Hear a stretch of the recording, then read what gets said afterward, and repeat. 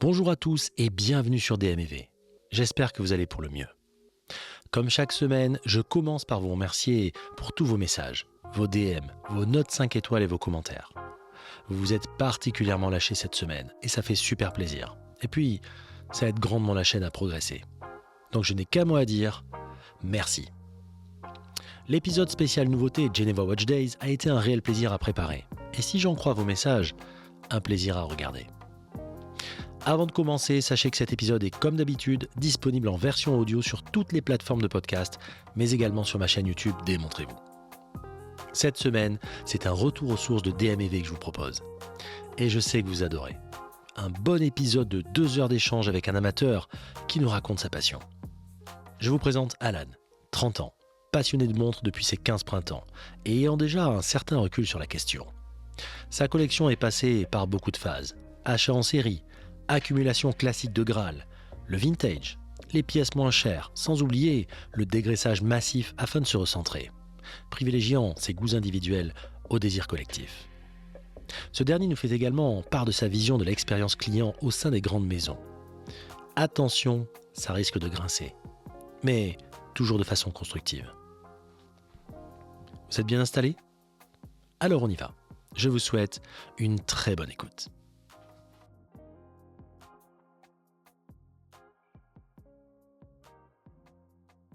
J'entends souvent dire ça et là qu'on a les auditeurs qu'on mérite. Eh bien les amis, je souhaite secrètement que ce soit vrai parce que entre les messages, les DM, les commentaires sur Insta, sur le podcast et plus récemment sur la chaîne YouTube, je suis sincèrement super fier de vous avoir connu. Et s'il était encore nécessaire de le prouver, je m'en suis rendu compte une fois de plus lorsque je vous ai demandé si vous souhaitiez participer au podcast dans le format amateur. S'en est suivi des demandes, des prises de contact, des personnes qui voulaient mais n'osaient pas. Et d'ailleurs, j'invite ceux qui hésitent encore à m'envoyer un DM en ce sens. Alan fait partie de ceux qui ont décidé de franchir le pas et je dois avouer que je me réjouis de cet échange, tant nos conversations de préparation ont été cool. Alan, je te fais pas languir davantage. Bonjour, bienvenue dans le podcast. Merci Edouard, salut. Ça va, tu vas bien? Bah écoute, super, et toi? Bah, parfait. Alors, il fait beau. Alors moi, je suis pas vraiment en vacances, mais tu sais ce que c'est quand t'es entrepreneur, t'es un peu en pointillé. Mais bon, quand tu fais ce que t'aimes, t'as jamais vraiment l'impression de travailler complètement. C'est ce qui est un peu fatigant pour l'entourage parfois, tu sais. Ah, C'est que c'est toi, sûr, le téléphone tout le temps, et cetera, mais bon. tu kiffes ce que tu fais, mais ça, c'est génial. Comment t'as découvert le podcast, toi? Et ben écoute, j'ai découvert le podcast, bon, en scrollant un peu sur Spotify. Je regardais, Ouais, des podcasts, enfin, j'écoutais pas mal de podcasts comme Legend, ce genre de choses. Et ouais. moi, je suis intéressé par les montres, donc une fois, j'ai tapé montre pour voir, ce que je pouvais trouver sur Spotify et je suis tombé sur ton podcast. Et après, bah, voilà, du coup, j'ai suivi. Hem J'ai vraiment aimé le format avec une partie des histoires sur les marques, tout ça, une partie notamment du coup sur les collectionneurs que j'apprécie vraiment parce que ça parle vraiment à tout le monde. Et voilà, depuis j'écoute à chaque nouvelle sortie. Auditeur du début ou t'as découvert ça quand, toi? Donc pratiquement, j'ai dû débarquer vers l'épisode 20. Ah ouais, donc t'es un auditeur de la première heure, quoi. Ouais, et puis Alexandre Lacharme m'en avait parlé aussi, parce Ben, on avait on a fait, une vidéo YouTube ensemble et il m'en avait parlé. Il l'avait passé au tout début avec toi ouais, sur le podcast, ouais. c'était un des premiers épisodes. On avait fait un épisode ensemble qui avait été très sympa. Ah, c'est un perso, Alexandre. Ah oui, il a dépoussiéré un peu l'horlogerie sur voilà, sur le ton, sur pas mal de choses, et c'était aussi intéressant, de la même manière que toi tu le fais, ça dépoussière un peu ce milieu, quoi. Ouais, ouais. Et je sais que quand on a fait la préparation ensemble, tu m'en parles un petit peu en filigrane, justement, de tout ce côté dépoussiérage qui était important. T'as quel âge? Moi, j'ai 31. 31. Il y avait vraiment besoin, en fait, quand tu vois, enfin moi, pour avoir connu ça il y a quelques années, il y a vraiment un renouveau. On sent qu'il y a quelque chose qui se rajeunit dans le discours. Et surtout, alors il y a toujours du sachant, etc. Ça, c'est aussi collé un petit peu à une culture, mais c'est en train de s'étioler. Et on sent quand même qu'il y a de plus en plus ce droit à l'erreur, ce droit de se tromper, ce droit d'avoir un avis qui n'est pas celui des autres, etc., etc. Il y a un peu plus de tolérance quand même. Et ça, je trouve ça cool, tu vois.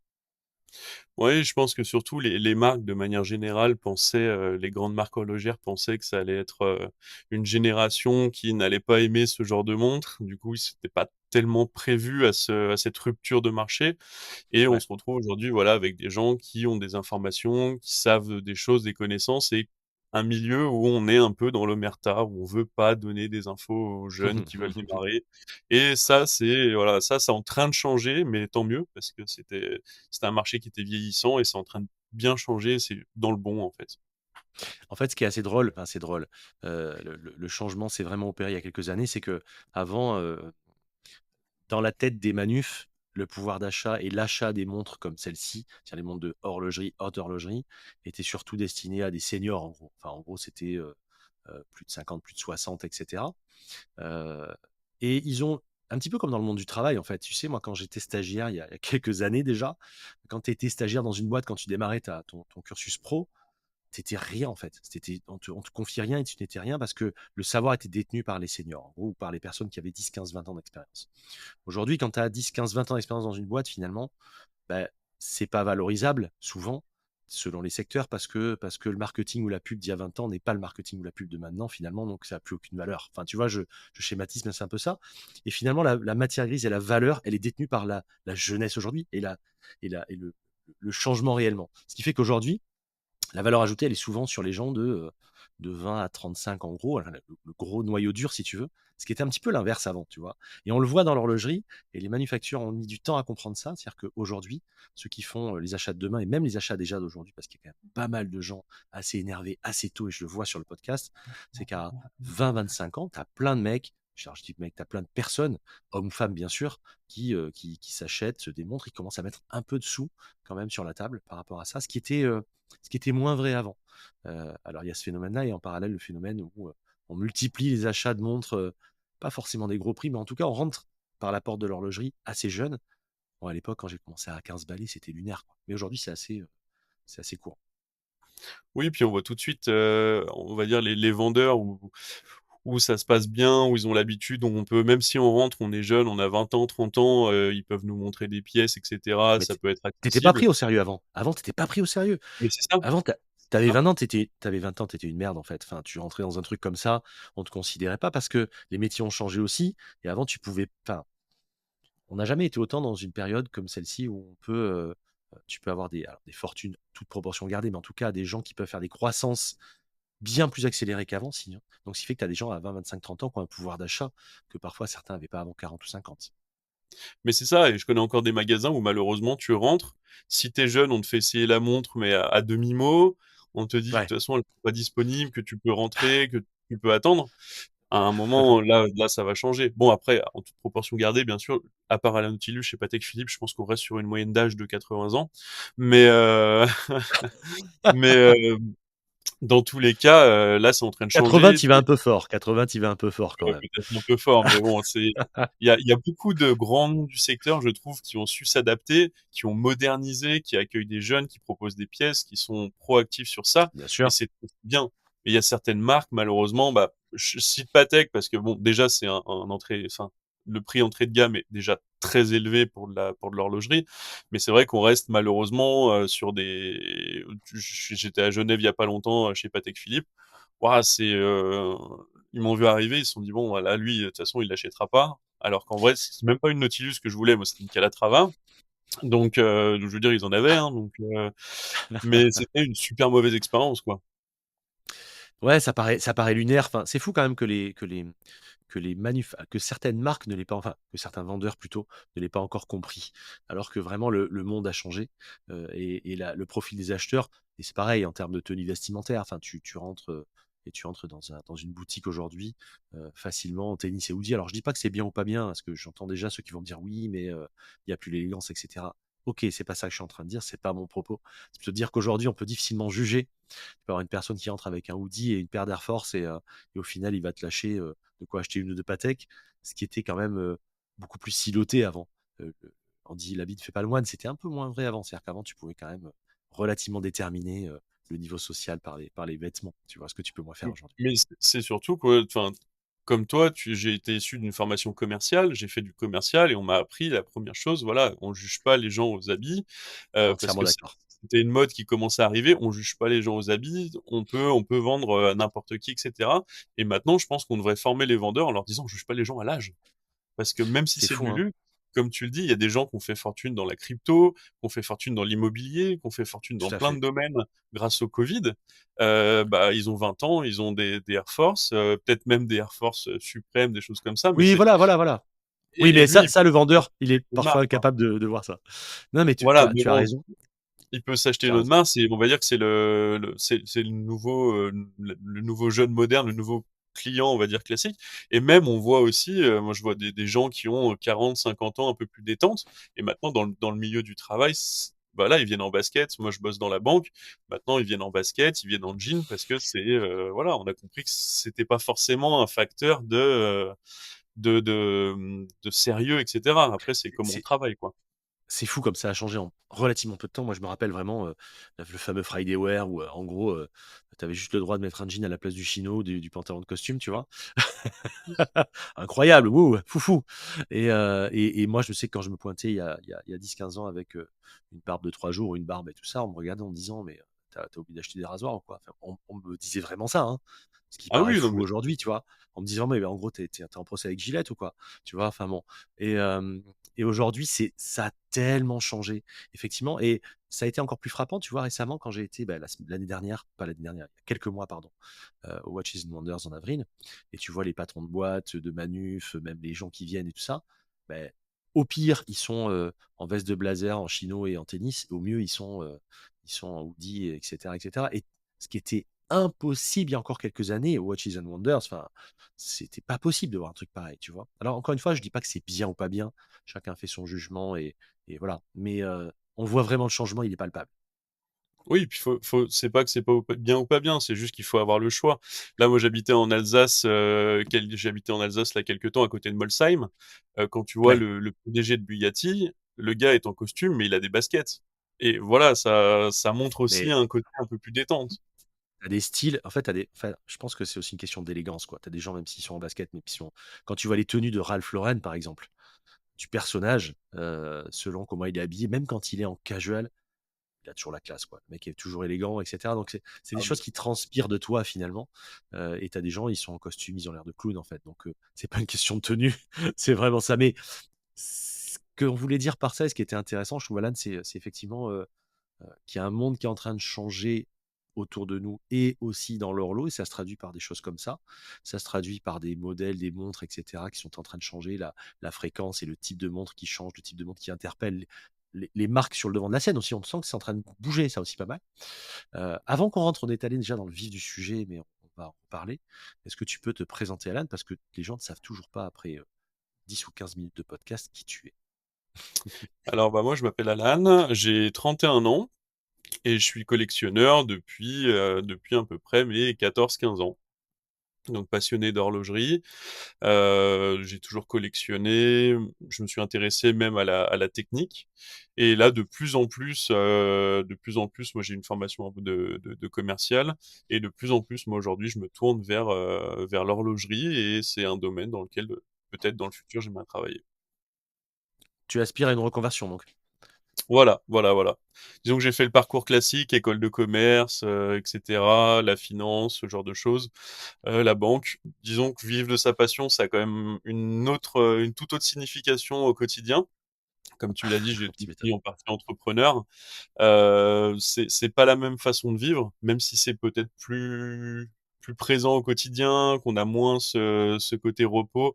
C'est quelque chose qui me stimule plus. Et moi aujourd'hui, voilà, j'aimerais bosser dans ce domaine-là, dans un futur assez proche. Ouais, tu sens que c'est présent, tu as envie que ça soit encore plus présent.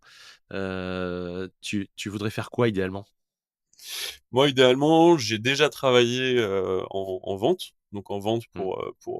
pour une maison, pour une maison dont je dirais le nom. Mais la vente, on va dire classique de magasin, c'est pas ce qui m'intéresse parce qu'en face, on n'a pas forcément des gens qui sont passionnés, on a des gens qui veulent un statut social, qui sont capables de mettre, admettons, je te donne un exemple, mais 40 000 € dans une hublot avec un mouvement dégueulasse. c'est pas ce genre de personne qui m'intéresse, qui me motive au quotidien. Moi, je commence à m'intéresser de plus en plus à la technique, donc vraiment à la partie horlogère, la partie démonter la montre, la réviser, la rhabiller, et voilà. C'est bien que tu t'en rendes compte, assez tôt finalement. Tu as fait le tour de ton métier, en gros, tu t'emmerdes un peu?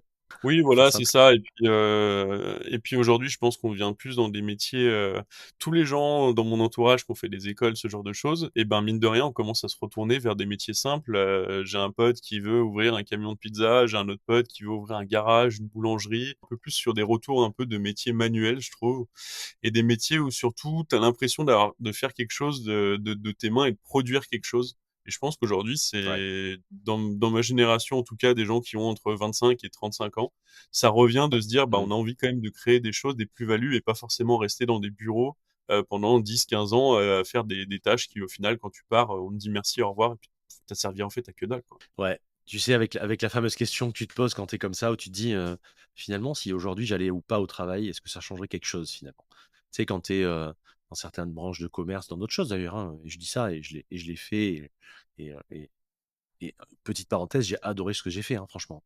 Donc c'est pas du tout renier à un moment, moi j'ai vraiment, aimé tout ce que j'ai fait à cette époque-là. Mais, il y a un moment où tu arrives au bout de tu as l'impression d'arriver au bout d'un process et te dire: «Mais finalement ça sert à quoi en fait? C'est quoi la finalité du truc?» Heu et tu es prêt à parfois abandonner quelque chose d'un petit peu plus confortable parce que tu as une espèce de, comme on dit toujours, de confort inconfortable. C'est-à-dire tu as un confort de vie parce que tu gagnes bien ta vie, parce que finalement, tu as ton salaire qui tombe, et cetera, même si, c'est corrélé à ton travail, attention, hein. Mais tu te poses pas la question de: «Est-ce que je vais pouvoir payer mes gaz? Est-ce que je vais pouvoir payer mes charges?» et cetera. Donc c'est quand même beaucoup plus simple dans ta tête et tu es prêt même à abandonner ça, parfois, pour aller, vraiment faire ce qui te plaît et c'est tellement différent.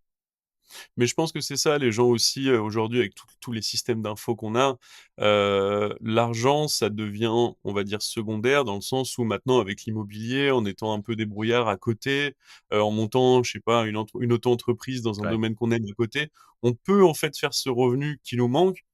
Du coup, là, il y a plus de raison de rester dans une boîte, même si le salaire est intéressant. Là, il faut faire ce qu'on aime, quoi. Et encore et je répète, nous ne sommes pas des prosélytes. Il y a des gens qui sont Non, très bien en salarié et c'est pas j'aime pas à l'inverse, tu vois? Je me fais un peu l'avocat du diable, j'aime pas à l'inverse le discours qui prône et qui tend à dire, «Soyez, forcément entrepreneur» et cetera. Non, non, tu as des profils pour, des gens qui sont très bien en entrepreneur, des gens qui sont très bien en patron de boîte, des gens qui sont très bien en salarié, en f en fonctionnaire et cetera. Donc, moi j'ai pas de je dis pas: «Faites ci, faites ça». Je dis juste, en revanche, si vous avez une petite voix qui grandit en vous et qui vous donne et qui vous demande de faire autre chose, c'est qu'il y a quelque chose qui est dissonant dans ce que vous faites au quotidien. Moi, c'est ce qui s'est passé, je te dis, le jour du podcast, qui était vraiment un side project à la base. J'étais en train de courir, dans la forêt et je me suis dit: «Putain, mais en fait, je vais le faire, quoi. J'ai vraiment envie de le faire, ce truc. Quoi qu'il advienne» et voilà, j'ai lancé ça. ouais, c'est ça et puis après, faut pas non plus enfin, si quelqu'un veut entreprendre, qu'il le fasse, c'est très bien. Maintenant, faut pas suivre les influenceurs de Dubaï. Aujourd'hui, être C'est entrepreneur, ça, ça veut pas forcément dire qu'on va réussir et salarié, ça veut pas dire qu'on va foirer. Aujourd'hui, quelqu'un qui veut faire un peu de sous, il veut faire de l'IMO, bah, il aura tout intérêt à avoir un CDI pour aller à sa banque et faire des crédits, là où un ça entrepreneur, c'est il va en clair. chier pour 3 ans, quoi. Donc faut pas non plus pousser ça sur se dire, voilà, qu'il y a que les entrepreneurs qui réussissent. Faites-le si vous aimez, Exactement. une chose, lancez-vous. Mais si vous voulez rester en salarié, il faut rester dans un domaine qui vous plaît, changer peut-être dans un domaine qui vous plaît, mais l'un n'empêche pas Et l'autre. j'en connais qui s'éclatent en salarié, et cetera. Je connais des gens qui sont très heureux dans ces domaines-là et qui sont très bien. Et comme tu le dis, c'est vrai que et ça, c'est quand même assez pénible. C'est vrai que le côté banque où, même un mec qui a une entreprise qui fonctionne va plus s'emmerder à obtenir un crédit qu'un salarié qui gagne 2 fois moins, quoi. C'est assez étonnant. C'est assez étonnant. C'est une exception française selon toi? Je pense qu'en France, c'est assez particulier dans le sens où on a des conditions, de crédit qui sont assez spécifiques. Dans d'autres pays comme, je prends le Canada ou la Suisse où, par exemple, sur l'immobilier, on fonctionne sur l'hypothèque. On se pose pas trop la question C'est du ça? gars qui emprunte plus que, bah, le bien vaut combien? Bah, s'il vaut le prix qu'il vaut, OK, on pose l'argent sur la table et ça fluidifie le marché. Alors, ça crée aussi des problèmes, on l'a vu aux États-Unis il y a quelques Beh, années. ça ouais, ça protège les gens. Alors, je me fais encore une fois l'avocat du diable, ça protège aussi les gens de certaines dérives entre les taux variables, entre, les prêts qui ont été accordés n'importe comment et on a vu aux États-Unis ce que ça a fait, quoi. Donc, il y a Voilà. un peu il y a du bon et du mauvais partout, en fait. On va démarrer dans le vif du sujet, Alors toi, les montres, ça a démarré que tu dis à 14 ans, c'est ça? Ouais, alors en fait, mon père a toujours eu des montres. J'ai toujours vu, mon père porter des montres. Bah, alors des montres classiques, hein, il avait des Seiko, des choses comme ça, mais toujours bien habillé et cetera. Et moi, j'ai perdu mon père assez jeune, 18 ans, Mmh. et quand j'ai donc récupéré, ses affaires et notamment ses montres, bah, là, il y avait pas mal de Seiko. Il y avait des montres que je connaissais pas encore, des grands Seiko, donc je savais pas Mmh. que c'était des Et il y avait montres même des aussi. grands Seiko? Il y avait des grands Seiko, des Seiko Quartz et des King Seiko. Donc il y avait une Hublot, mais c'était une Hublot du marché, en Thaïlande, mais et là, ça m'a donné direct le goût des montres. Donc je portais déjà, à 14 ans, Ouais, 15 ans, des montres de mon père, et à 18, j'ai porté en gros des Seiko, grands Seiko, tout ça. Et suite à ça, bah, je me suis intéressé à l'horlogerie et j'ai commencé à regarder. Et à l'époque, c'était un peu la mode Breitling. Breitling, c'était classe, l'aviation, etc. Et ouais, donc du coup, je cherchais sur le Bon Coin à l'époque, donc même pas forcément les bons endroits, mais moi je suis de région lyonnaise à la base, et j'étais tombé sur une chronomate, une magnifique chronomate, Biton, et sur un bracelet requin bleu. Et là, j'ai flashé, je suis allé la chercher tout de suite. Ça valait rien du tout à l'époque. Et là, ça a commencé folie Breitling. J'ai enchaîné sur une Chronospace, des belles montres, tout ça. Puis après, pendant un an ou deux, j'ai pas racheté de montre. Enfin, j'ai dû avoir enfin, 18 ans, 20 ans, tu commences à avoir la voiture, tout ça. Donc j'ai revendu un peu mes montres.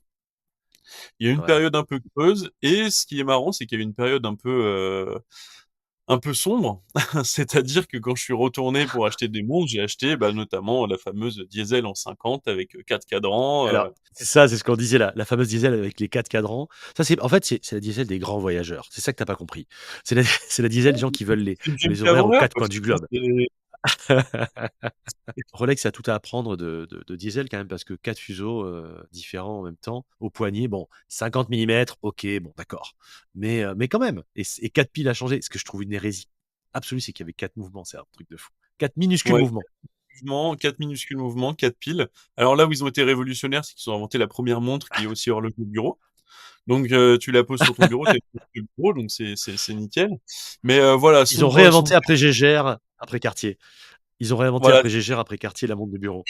c'est exactement ça. Mais sombre Ouais, époque. Mais après, j'ai su me ressaisir, heureusement. Donc j'ai vendu ces montres-là, et puis je m'intéressais de plus en plus à la haute horlogerie. Donc là, vraiment, je suis rentré dans une période de réflexion, d'apprentissage, surtout pour pas faire de bêtises. Suite à ça, j'ai eu bon bah quelques montres, on va dire, bah, Seiko SKX 007 sur un bracelet jubilé, on va dire ouais, bah la oui, forcément. démarrée. Le classique Voilà. absolu. Et puis quand même, ça devait quand même, Seiko devait quand même avoir une certaine résonance eu égard à ton père, à tout ça. Enfin, c'est quand même une marque qui aujourd'hui encore doit avoir un certain écho. Quand tu achètes une Seiko, tu pas la même émotion, je pense. Bah, c'est sûr, ça me fait plus plaisir parce que mon père avait que ça. Alors par Mmh. contre, je peux te dire qu'en ayant les anciennes et les nouvelles maintenant, ils se sont peut-être perdus à un moment. Mais enfin, où c'était pas les mêmes catégories de marques ni de prix, je pense. Mais bon, voilà, ça passons. Et ensuite, Sur bah, quel petit plan à tu penses juste avant que que tu refermes la parenthèse, sur quel plan tu trouvais une grosse différence? C'est intéressant ce que tu dis. bah, notamment sur l'épaisseur des montres. Là, j'avais eu, bah, la King Seiko était assez épaisse, mais la Grand Seiko aussi, mais il avait des Seiko classiques, ou à quartz ou Ouais. mécaniques, qui étaient, mais Mmh. plates, mais ultra plates. Aujourd'hui, on serait sur Ouais, c'est vrai. ouais, des mouvements à 4 millimètres, 5 millimètres. Et aujourd'hui, je trouve qu'on va chez Seiko. Alors, moi, j'adore les montres de plongée. C'est vraiment mon kiff perso, c'est les montres de plongée. Donc, ça me dérange pas. J'ai un gros poignet, donc pas de souci. Mais j'avoue, quand on veut une dress watch un peu élégante, et ben, du coup, c'est plus dans le vintage qu'il faut se tourner. Tu vois, par exemple, j'ai Mmh. acheté une GMT Master chez Rolex, une 17, une 16750. Et ben, je trouve qu'elle fit Bien! beaucoup mieux au poignet, beaucoup, beaucoup mieux au poignet qu'une moderne en céramique. Alors forcément, c'était pas la même épaisseur, mais on n'est pas du tout sur les mêmes. Enfin, on est Ouais. presque sur une dress watch comparée à une plongeuse, quoi. Complètement. J'adore cette montre. Enfin, tout le monde sait, et surtout elle est fine, elle a le bon diamètre, elle est légère, elle remplit beaucoup de cases et elle a la particularité après la 1675 d'avoir la date rapide et ça, c'est cool. C'est-à-dire qu'elle a vraiment le meilleur des 2 mondes, elle est cool cette montre, j'adore. C'est une version Ouais. index cerclé ou une version index peint? Non, cerclé. D'accord, d'accord. C'est Index Pain, c'est mon kiff. Elle a été produite pendant très peu de mois en Index Pain, pendant 18 mois de mémoire, un truc comme ça. Et ensuite en Index Cerclé. Oui, ça a été très peu d'années. Après, c'est vrai que j'ai une préférence pour les index peints. Je vais chercher une 5513 de chez Rolex en sub. Mais Ouais. bon, ça a un petit côté, je sais pas, cette C'est joli montre, aussi, hein, ça lui va bien, hein. c'est vraiment mon kiff. Donc voilà. Et puis après, donc suite C'est à une ça, très bah là, jolie montre, ça. bah merci. Et ça a enchaîné, on va dire, sur une montée un peu en puissance. Forcément, tu finis tes études, tu commences à avoir un salaire, ce genre de choses. Donc tu peux te permettre de te faire plus plaisir. Et là, j'ai enchaîné très On est très en quelle année rapidement. là? Là, on va être en 2016, je pense. On D'accord, va il être y en a 8 ans, quoi. Ok, d'accord. Tu montes fort quand même, hein. T'as démarré fort, hein, parce que les 16 750, tu l'avais payé à combien? Tu l'avais acheté à l'époque, donc en 2016 à peu près. T'as dû payer ça quoi, 4 Non, 5 000 balles? 5 000 balles? je l'ai acheté un peu après. J'ai acheté un peu après. Non, je l'ai payé quand même cher à l'époque. Je sais plus du tout. Mais j'ai dû la payer assez cher. Mais elle était en full set, elle était en magnifique état. C'était une montre espagnole, donc je sais Ouais. pas. Donc voilà, et là il y a eu on va dire une montée en gamme rapide. Je me suis intéressé à pas mal de maisons, bon bah notamment forcément Rolex, mais Longines, où j'ai commencé avec des petites montres, des Longines vintage, un petit peu Hmm. fines, voilà, peut-être trop fines d'ailleurs pour mon poignet à l'époque, ça donnait pas grand-chose. Des Lip aussi, forcément, des Les Lip petites Genève. Conquest. Mais clairement, pour mon poignet, en dessous de 40 millimètres, c'est 39 max et ça fait tout de T'as suite un un poignet de peu combien? 22 centimètres. Ah ouais! Ah Ouais, ouais, ouais, ouais. 22 centimètres, putain. Ah Le la problème, vache! c'est que Ouais, donc alors Lip Genève, j'adore, elles sont magnifiques, mais je les mets sur mon poignet, on dirait que j'ai une fille. c'est une flic-flac sur ton poignet, quoi. Ouais, exactement. Et c'est marrant parce que, ah ouais, parce qu'on va en parler, mais aujourd'hui, alors on laisse le teaser pour la ça, mais on porte la même montre aujourd'hui. Euh, on va en Oui. parler, et qui est un diamètre de 39 millimètres. Enfin, elle s'appelle 38, mais elle fait 38,9, je crois, un truc comme ça, en réalité. C'est une forme de boîte un peu spéciale, et on va en parler tout à l'heure. Je te laisse dérouler. Oui, parce que pour le coup, celle-là, on dirait pas qu'elle fait 39 du tout. Mais bon, on en parlera plus tard. Et puis après, ça a été, voilà, ça a été un peu croissant, des achats, des reventes, des tests, on va dire, sur des Longines, sur des marques un peu plus classiques, parce que j'avais pas encore la prétention d'aller sur la marque à la couronne tout de suite. Et là, après, donc du coup, ça s'est déroulé très rapidement. Du coup, la 16 750, j'ai eu en boutique des Just en cadran Ouais. bleu. Bon, alors la classique, lunettes lisses, bracelet Oyster. Hmm. Et là, ça m'a fait un peu connaître par le distributeur, qui est un distributeur assez, on va dire en termes de taille, petit dans le secteur, mais par contre qui a su Hmm. comprendre ma passion et qui a su me donner les montres que j'aimais, puisqu'après j'ai enchaîné sur une Explo 2 en cadran blanc, une Air King, donc les dernières, celles qui étaient ressorties à Watches and Wonders. Et, Hmm. et voilà, et après, bon, et après, il y a des passages, des fois, dans une collection, tu achètes, tu penses que ça te plaît, au bout de 6 mois, ou même des fois moins, ça t'a lassé, tu Ouais. passes à autre chose, tu changes. Et là, je suis plus dans une période, on va dire, j'ai fait les classiques, c'est-à-dire, bah, comme tu parles souvent dans tes podcasts, la collection classique, c'est-à-dire, bah, j'avais une Speedmaster, j'avais une Seamaster, voilà, disons que j'avais coché toutes les cases horlogères que je voulais, et j'ai un peu, là récemment, j'ai un peu vrillé, j'ai un peu vendu pratiquement toute ma collection. J'ai eu aussi une Ah Bulgari ouais. Octoroma qui était une très belle montre. J'ai vendu un peu Ah, toute j'adore. ma collection. Ah, la Octoroma, c'est vraiment Ouais. une pièce. Autant la Octo Finissimo est très belle, mais elle est un peu chère, on est sur un gros budget. La Octoroma, on reste Ouais. sur des budgets contenus pour une montre qui est extrêmement fine et extrêmement élégante. Ne l'achetez pas sans l'avoir essayé, hein, par Ah contre, hein, non, parce que surtout pas. Mais jamais, jamais. elle est surprenante. Déjà, faut pas le faire en général, et ça, tout le monde sait que je le dis en permanence. Mais alors, s'il y a bien une montre qu'il faut pas acheter sans l'avoir essayé, c'est bien l'Octoroma, l'Octofin, enfin bon, tous les Octos, etc., quoi. En gros, avec le bracelet très large, c'est spécial. Moi, j'adore, mais c'est spécial quand même, hein. Ah, clairement. Et surtout après, bon, bah, désolé pour les vendeurs, mais c'est malheureusement, Bulgari a pas su, c'est en train de remonter, mais malheureusement, Ouais. la qualité perçue et la qualité réelle et ce que veut faire paraître Bulgari, le problème, c'est que la montre, elle sort du magasin, elle vaut, c'était une montre qui valait 7000, 7005 à l'époque, c'est sorti du magasin à 4005, personne en voulait.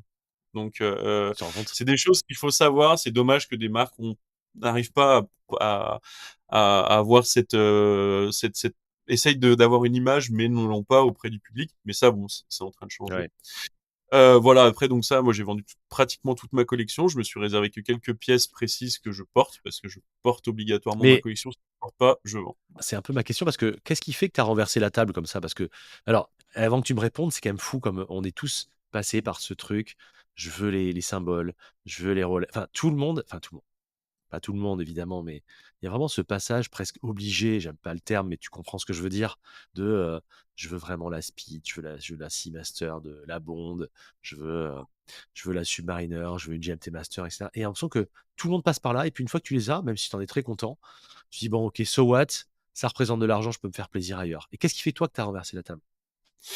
Eh ben, déjà, parce que bah, j'ai fait une grosse réflexion en me disant quel modèle je veux sûr, je veux absolument.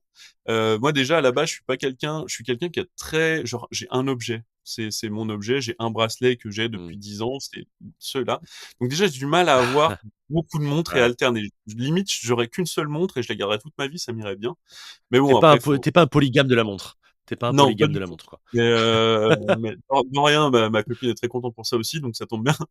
Mais, Mais du coup, je me suis dit, bah, je veux en gros 5 pièces que j'alternerai, Hmm. vraiment 5 pièces maximum. Et C'est le donc bon chiffre, hein. voilà, j'ai défini ces 5 pièces. Après, j'avais aussi, bon, forcément en parallèle un projet immobilier, donc il me fallait un peu de cash à mettre sur la table.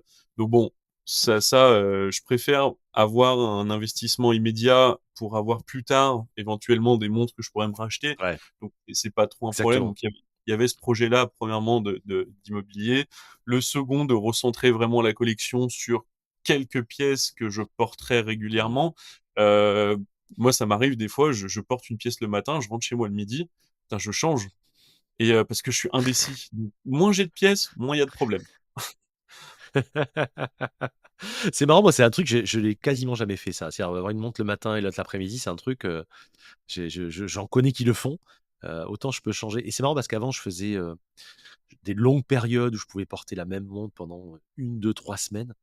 Je sais plus faire ça maintenant. Par contre, ça, c'est un truc, généralement, je porte 2, 3 jours max et après, je change. Je sais pas comment tu fais toi maintenant. Toi, tu fais deux dans la même journée, quoi.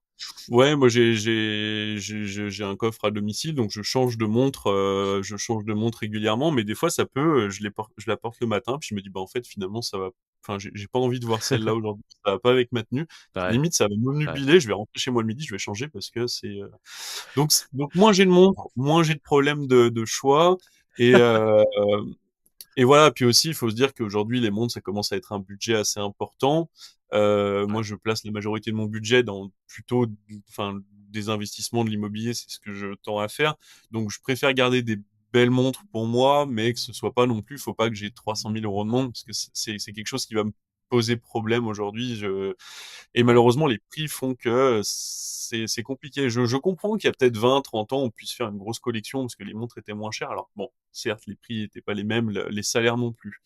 Néanmoins, aujourd'hui, quand on voit qu'une Submariner, c'est 9 500 pour la no date et 10 550, je crois, pour la date, bah, je vais pas en avoir 18 dans ma collection parce que, Bon, enfin, enfin, en plus, si tu l'as chez l'AD. Et en plus, si tu l'as chez l'AD, parce qu'en oui, gris, c'est plus, hein.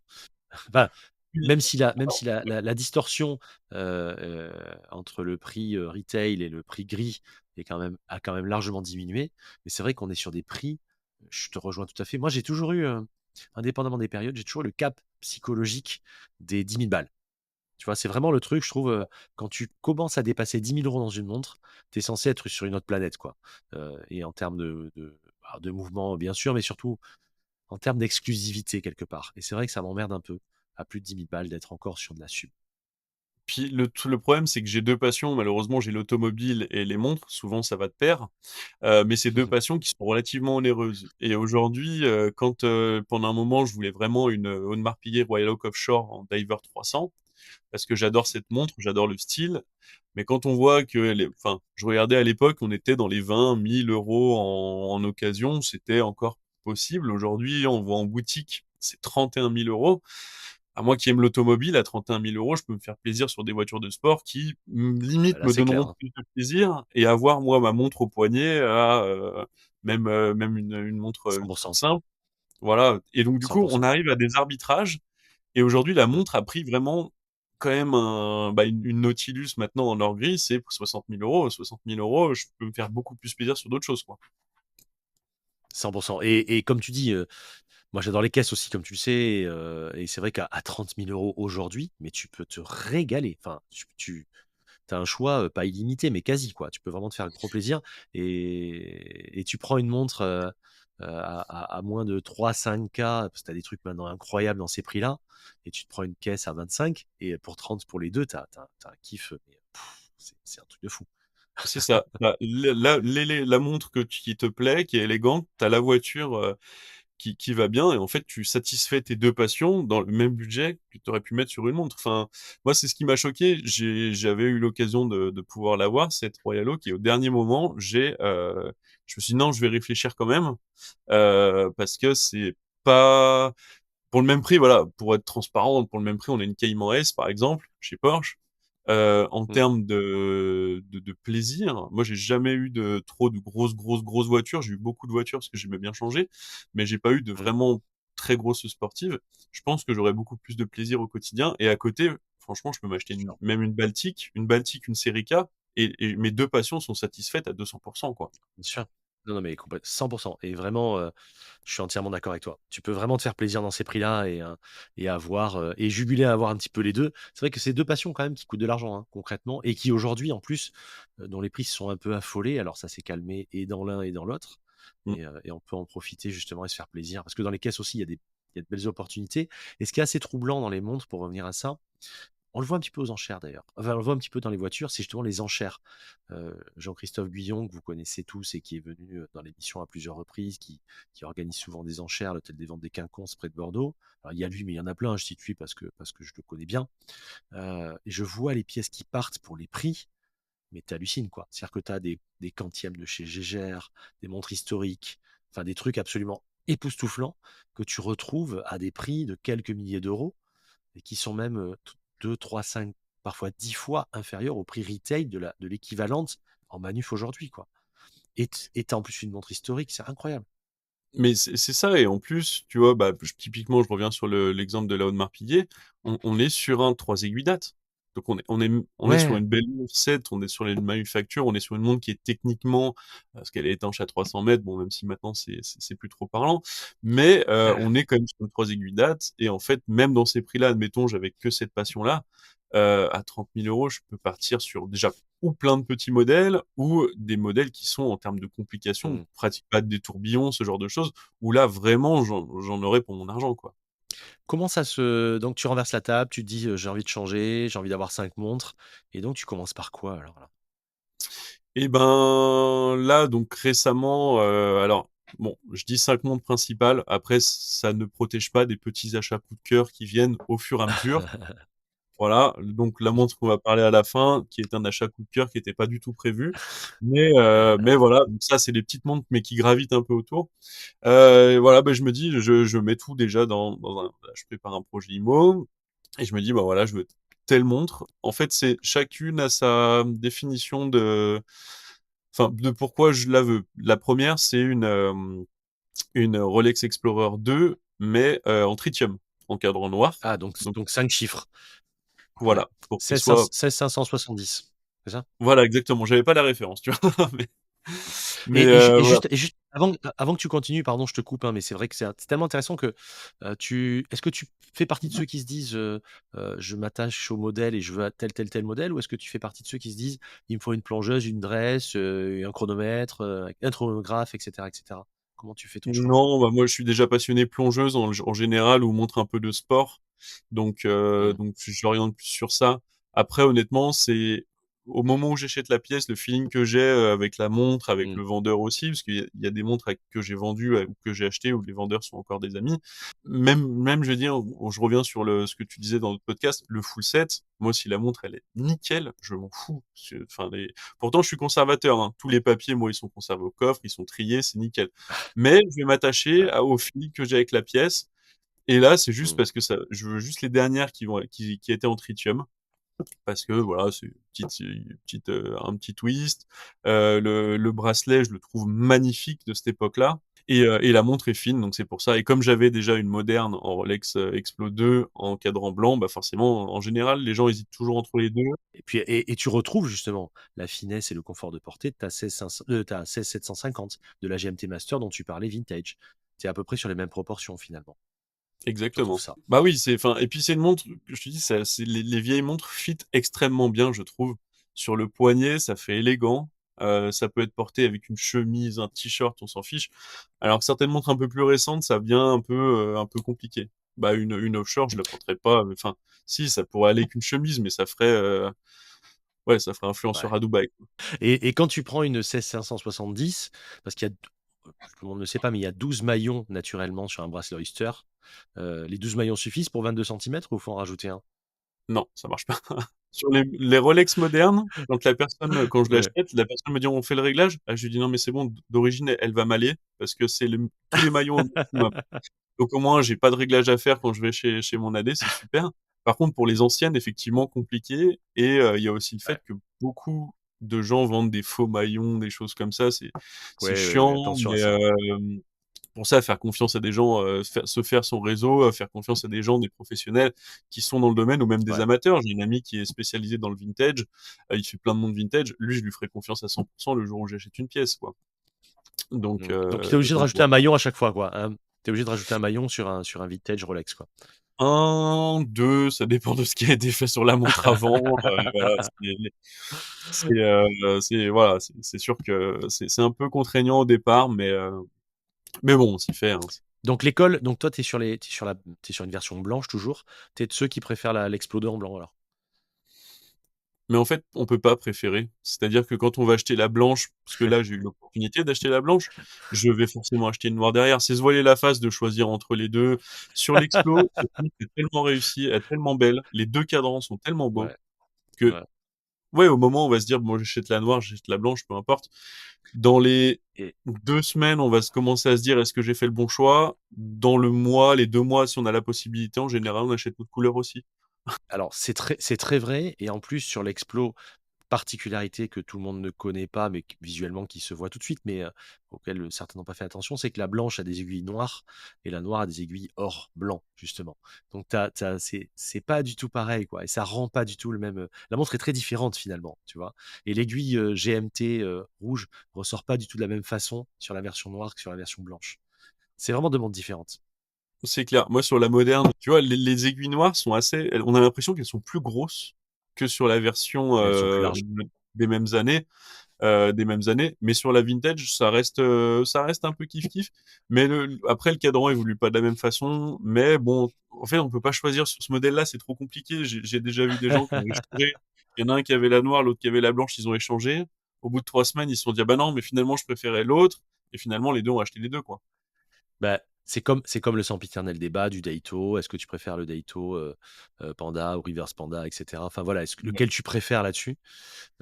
C'est pareil, moi je suis de l'école du. Au début, j'ai préféré le noir, un peu comme tout le monde, et maintenant je préfère largement le blanc, par exemple, tu vois. Donc on est vraiment. Et l'Explo, je suis d'accord avec toi, c'est vraiment deux mondes très différentes. L'évolution du cadran n'est pas pareille quand c'est en vintage. L'évolution même du tritium n'est pas la même, les index, enfin, c'est. C'est deux écoles et deux montres. Et surtout, avec l'Explo, ce qui est intéressant, c'est que c'est une des rares montres, puisque quand même les Rolex se ressemblent beaucoup dans les mêmes gammes, c'est une des rares montres qui propose un cadran en professionnel autre que noir. Et rien que pour ça, tu as envie de la prendre. Mais c'est ça, et puis c'est une montre, je trouve, qu'on peut plus facilement porter, c'est relativement discrète, et puis elle a un petit côté, le fait que la lunette soit pas en céramique, elle a un petit côté un peu plus, elle se fond dans le décor, ouais, je Ouais. sais pas, c'est une montre elle a de la présence, tu vois, j'avais une Air King. Mm. L'Air King, bon, pour mon poignet, est un peu fine au final. Tu Euh, m'étonnes. voilà, donc la Explo 2 a quand même plus de présence, tout en restant discret. Elle est pas outrancière, ou c'est une montre qui se porte vachement bien, je trouve, que ce soit au boulot ou ailleurs, Mm. quoi. On parlait récemment, je sais plus avec qui, effectivement, des Datejust 36 ou 41. Et je disais toujours, mais ça dépend de ton poignet. Toi, une 36 serait assez ridicule. En revanche, sur ton poignet avec un poignet de 22, la 41, elle doit être super belle sur ton poignet, je pense. Je sais pas si tu l'as essayé déjà, mais. Mais c'est ça, oui, j'avais essayé et en fait, c'est vrai que quand tu vois même des photos de communication, de Rolex et cetera, la montre fit toujours bien, même si c'est une 36. Sur moi, une 36 fait vraiment petit, ça fait vraiment et Ouais. on a l'impression vraiment d'avoir un jouet. La 41 fit Mmh. parfaitement et voilà, Ouais. mais c'est chacun son envie.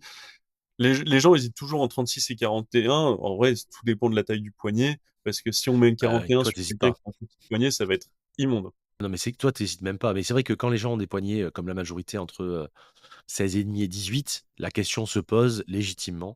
Mais quand on a un poignet plus grand et plus large, beh, forcément, c'est la question est vite répondue, comme dit l'autre. Donc tu t'achètes l'Explo 2, tu en es content Je et tu as acheté la noire juste après alors? Bah, là, c'est dans les projets. Ça fait partie des quelques montres que je veux, donc l'Explo noir, une Submariner les dernières en céramique parce que j'aime aussi quand même une montre moderne. La Sub, je trouve que c'est une incontournable, donc c'est vraiment une montre que je veux. 126-610 la référence. 126-610, ouais. Et tu mets en date, hein? Non, non, non, no Subdate? date. Ah non, Sub No Date. Non, non, no date, parce que je D'accord. trouve que c'est un peu. En fait, j'aimais les 55-13, les vieilles. Le problème, c'est que moi, au quotidien, ma montre, je la porte, et c'est-à-dire que je fais pas attention. Je vais plonger dans la piscine l'été, je vais faire. Enfin, Mmh. Mmh. Mmh. donc, une trop vintage, j'en ai cassé quelques-unes, comme ça. Donc, toujours avoir une petite montre moderne du quotidien. Donc, en l'occurrence, la No Date, je trouve qu'elle a un côté vintage sans cette petite date, sachant que Bah, je l'ai sur mon ouais. Explo, ça fait pas doublon. 124 060 pardon. Et ce qui est marrant avec cette Sub No Date justement, c'est comme tu le dis, elle garde un petit peu le côté, ADN, un peu tool justement. C'est une des rares Rolex aujourd'hui qui fasse un petit peu roots. Alors, gros guillemets sur le roots, hein, attention, hein. Mais en tout cas qui conserve l'ADN sans date, qu'on aime bien cet équilibre de cadran et cetera et cetera. C'est vrai elle est quand même réussie. 41 millimètres en plus pour toi, c'est parfait. Mais exactement. Alors, au début, j'avais quelques petites réticences dans le sens où il faut savoir que le mouvement qui est dedans, c'est le même que sur la Huster Perpetual, qui est quand même un entrée de gamme de chez Rolex à 6 000 et quelques aujourd'hui. Et ça me dérangeait de dire, bah voilà, je paye quand même une montre 3 000 € plus cher. Alors certes, il y a une couronne en céramique, ce genre de choses, c'est pas le même boîtier, mais intrinsèquement, le mouvement reste le même. Et je suis tombé sur Lyon, du coup maintenant je suis sur Lyon, sur un vendeur qui m'a expliqué, qui était horloger de formation et qui m'a expliqué le pourquoi du comment, les modules qui sont ajoutés sur cette montre, la complexité de fabrication de la céramique, etc. Et aujourd'hui, je comprends plus ça, donc c'est vraiment une no-date que je voulais, que je cherche. Alors je vais attendre, je vais être patient parce Tu que il est hors de question que je paye une montre au gris 10 fois le prix. 10 fois le Ouais, prix qu'elle puisqu'aujourd'hui tu vas enfin, 10 la fois le payer, prix, mais tu tu 20% tu vas plus la payer cher. 3 000 ouais, tu vas la payer 3 000 balles de plus, quoi, c'est con. Donc c'est sûr que ça a pas de sens. Avec 3 000 balles, tu peux acheter ce que tu as au poignet là, donc c'est autant le faire, quoi. Ouais, puis c'est Ouais. surtout que j'avais une grosse collection que j'ai vendue, je suis pas pressé. En fait, je suis pas pressé, même si le Rolex augmente leurs tarifs, etc. Je suis pas trop pressé. Je veux juste l'avoir. Et puis, alors ça, c'est encore un truc un peu de psychorigide, mais le jour où moi j'aimerais bien léguer les montres à mes enfants, le jour où j'en aurai, Mmh. euh, Mmh. j'aimerais bien que enfin, ce soit mon nom, quoi. La première montre, je suis le premier à l'avoir. Je comprends. Voilà, c'est un petit kiff un peu spécial, mais j'aimerais bien voilà, que ce soit moi le premier propriétaire. Alors sur les vintage, ça s'entend, hein, j'étais pas né dans les années 70, mais sur une neuve, voilà, j'aimerais bien que ce soit quand même moi. Donc tu as vendu la Speed, tu as vendu la Seamaster, tu as vendu la Air King, tu as vendu l'Octo. C'est ça, hein? Oh, et j'en ai Et vendu pas mal d'autres. tu en as vendu plein d'autres sûrement. Et tu vends par quel biais quand c'est comme ça? Parce qu'on est sur des sommes un peu conséquentes. Tu vends par quel biais? Principalement via des groupes Facebook. En fait, des groupes Facebook de passionnés ou non d'ailleurs, il y a Très un peu bien. de tout, mais des groupes Mmh. de petites annonces, ce genre de choses. J'évite tout ce qui est Le Bon Coin, eBay, tout ça, ça m'irrisse les poils. Donc plus sur des groupes comme ça. Alors, ça veut pas dire qu'il n'y a pas d'arnaque, Ouais. mais ça permet en fait de toucher une population déjà qui est passionnée, alors plus ou moins, c'est comme tout, il y a des exceptions, mais aussi une population qui est intéressée par les montres, qui a les moyens voilà. Et puis en Mmh. général, toutes les ventes que j'ai fait, j'ai rencontré des gens qui étaient super, ils sont super sympas. On va bouffer au resto, on va boire un verre, on fait la transaction sur la montre, tout se passe bien et le client est content, il a sa montre, moi je suis content, j'ai vendu, je vais pouvoir acheter autre chose. On a passé un super moment, je suis allé un peu de partout, j'en ai vendu sur Paris, sur Cannes, et du coup c'est des rencontres Mmh. avec des passionnés. Il y en a une d'ailleurs, j'étais avec Alexandre Lacharme, on était en train de tourner des épisodes sur les montres que j'avais moi, et du coup on a rencontré un gars qui me vendait ma Air King, donc la personne a débarqué et puis nous a vus, donc c'était voilà de rencontrer des gens passionnés par l'horlogerie. Ça, en fait, l'horlogerie ça touche de plus en plus de gens et ça réunit de plus en plus de gens, et c'est quand même une bonne chose. Après, voilà, et dans le modèle récent, le dernier que j'aimerais, alors ça, c'est vraiment un Graal un peu utopiste, parce que je sais pas si j'aurais la possibilité de l'avoir, ni si j'aurais l'envie, hein, à ce moment-là de l'acheter, mais ce serait une Aquanaut de Patek Philippe, dans le sens où Ouais. cette montre est ultra fine, elle a un bon diamètre, donc pour moi c'est nickel, c'est une des seules montres, on va dire, un peu, bon alors, plongée, elle est pas étanche à 300 mètres non plus, mais qui est sportswear un peu, mais en même temps qui reste très élégante avec le fond transparent, etc. Et ça, ce serait Mm. un de mes goals futurs, mais bon, on voit aussi comment les prix évoluent. Là, en ce moment, la cote d'occasion, il est hors de question de mettre ce prix-là pour cette montre-là, quoi. Ouais, ouais, ça s'est bien tassé. Et puis, comme tu le dis, et je pense que tu as un peu cette logique-là, c'est que quand tu as un projet IMO, parce que j'ai bien compris que tu aimais bien, tu es un peu dans l'invest, hein, si je comprends bien, enfin, en tout cas, ça te plaît, bah, forcément, tu sépares de quelques pièces et ça constitue l'apport de ton achat, sûrement, en partie. C'est comme ça que ça marche. Bah, là, c'est ça. J'avais acheté, revendu un appartement il y a 2 ans, et là, j'essaie de refaire la même chose. J'essaie de refaire la même chose, après faire du locatif, ce genre de choses. Et malheureusement, une pièce, même si je l'aime beaucoup, si j'en ai une au poignet qui me convient, l'autre elle est au coffre, bah malheureusement, elle va partir du coffre et puis elle va me permettre d'acheter de l'IMO, et puis quand ce l'IMO sera fini de payer dans 20 ans, là je me paierai beaucoup plus de montres. Donc c'est un plaisir C'est différé ça. en quelque sorte. Voilà. C'est ça. Oui, oui, et puis si tu aimes bien, la partie IMO, c'est aussi un plaisir malgré tout de dénicher, de chercher, de faire les travaux, de proposer un bien qui est joli. Enfin, tu connais le truc, quoi. C'est une satisfaction quand même, c'est quelque chose. Tu vois, moi, j'ai des gens qui sont rentrés dans un appartement que je loue hier, et ils m'ont envoyé un SMS, ils m'ont même appelé après pour me dire qu'ils étaient super contents, le truc était super joli, que ça leur plaisait beaucoup et qu'ils étaient ravis d'avoir choisi cet appart, quoi. Ça fait super plaisir, cette valeur comme ça, tu vois. Donc c'est pas que de la renta, tu vois. C'est aussi créer de la valeur et des belles choses. Bah, c'est ça, puis c'est un tout, on est quand même dans du commerce. Si les gens sont contents, voilà, ils payent. Nous, en tant que propriétaire, on n'est pas embêté du fait de pas être payé, ce genre de choses.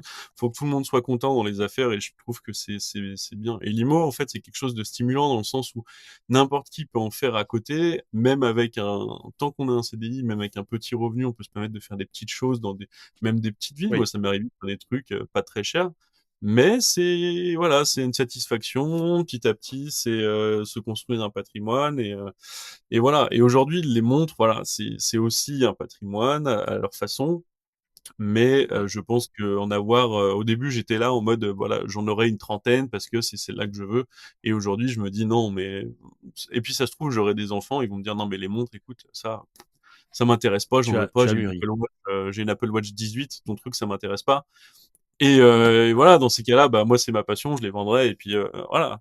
Oui, ça reste des objets, il faut aussi apprendre à s'en séparer quand il le faut. Et j'aime bien ta philosophie, qui est un peu la mienne aussi, de dire si je porte pas, si j'ai plus l'émotion, écoute, même si je l'ai porté à tel moment, etc., enfin, ça reste un objet, on passe à autre chose. Et ça permettra de prendre du plaisir sur d'autres supports, sur d'autres produits, voilà, sur d'autres moments de vie, parce que ça va te permettre d'acheter un appart, ça va te permettre de financer quelque chose pour ta famille. Enfin, je sais pas moi, mais en tout cas, faire des gaps qui sont importants pour toi. Donc tout le monde est gagnant au final. C'est pas grave. Je suis assez comme toi, Vas-y, pardon, vas-y. sur le fait de quand j'ai une montre enfin, je la prends en photo, je la pose Ouais, sur tout ouais. le plan, je la prends portée, et après, elle rejoint mon album de montres. Et en vrai, je suis content d'avoir eu l'expérience avec, d'avoir gardé des souvenirs. Mais voilà, elle est passée à autre chose, probablement sur quelqu'un qui l'apprécie plus au quotidien, et puis voilà, c'est la suite logique des choses, quoi, tout Ouais. simplement. Tu dis je l'ai eu, c'est cool, voilà, je l'ai eu en fait, voilà. Et, Voilà. et tu sens bien qu'il y a un moment quand tu as une montre comme ça, tu sais, où tu essaies de te convaincre de la garder, et tu sens déjà qu'elle a un pied dehors, quoi. Tu sais, tu as ce petit moment où, avant de faire l'annonce, ou en tout cas avant d'en parler, tu sais que de toute façon, les dés sont jetés, tu as envie de passer à autre chose, et après, tu n'as même plus envie de la porter parce que tu veux passer vraiment à autre chose, quoi, clairement. Donc, tu as redémarré avec ton Explo 2, tu as acheté quoi après alors? Bah, ça s'est enchaîné sur Datejust d'abord en 30, alors pour le coup, c'était une en 36. J'avais eu l'opportunité, donc je me suis dit: «Bon, bah, pourquoi pas?» Je l'ai porté un peu, mais c'était pas foufou. Il y a eu la Explo 2, après il y a eu la Air King. Ouais.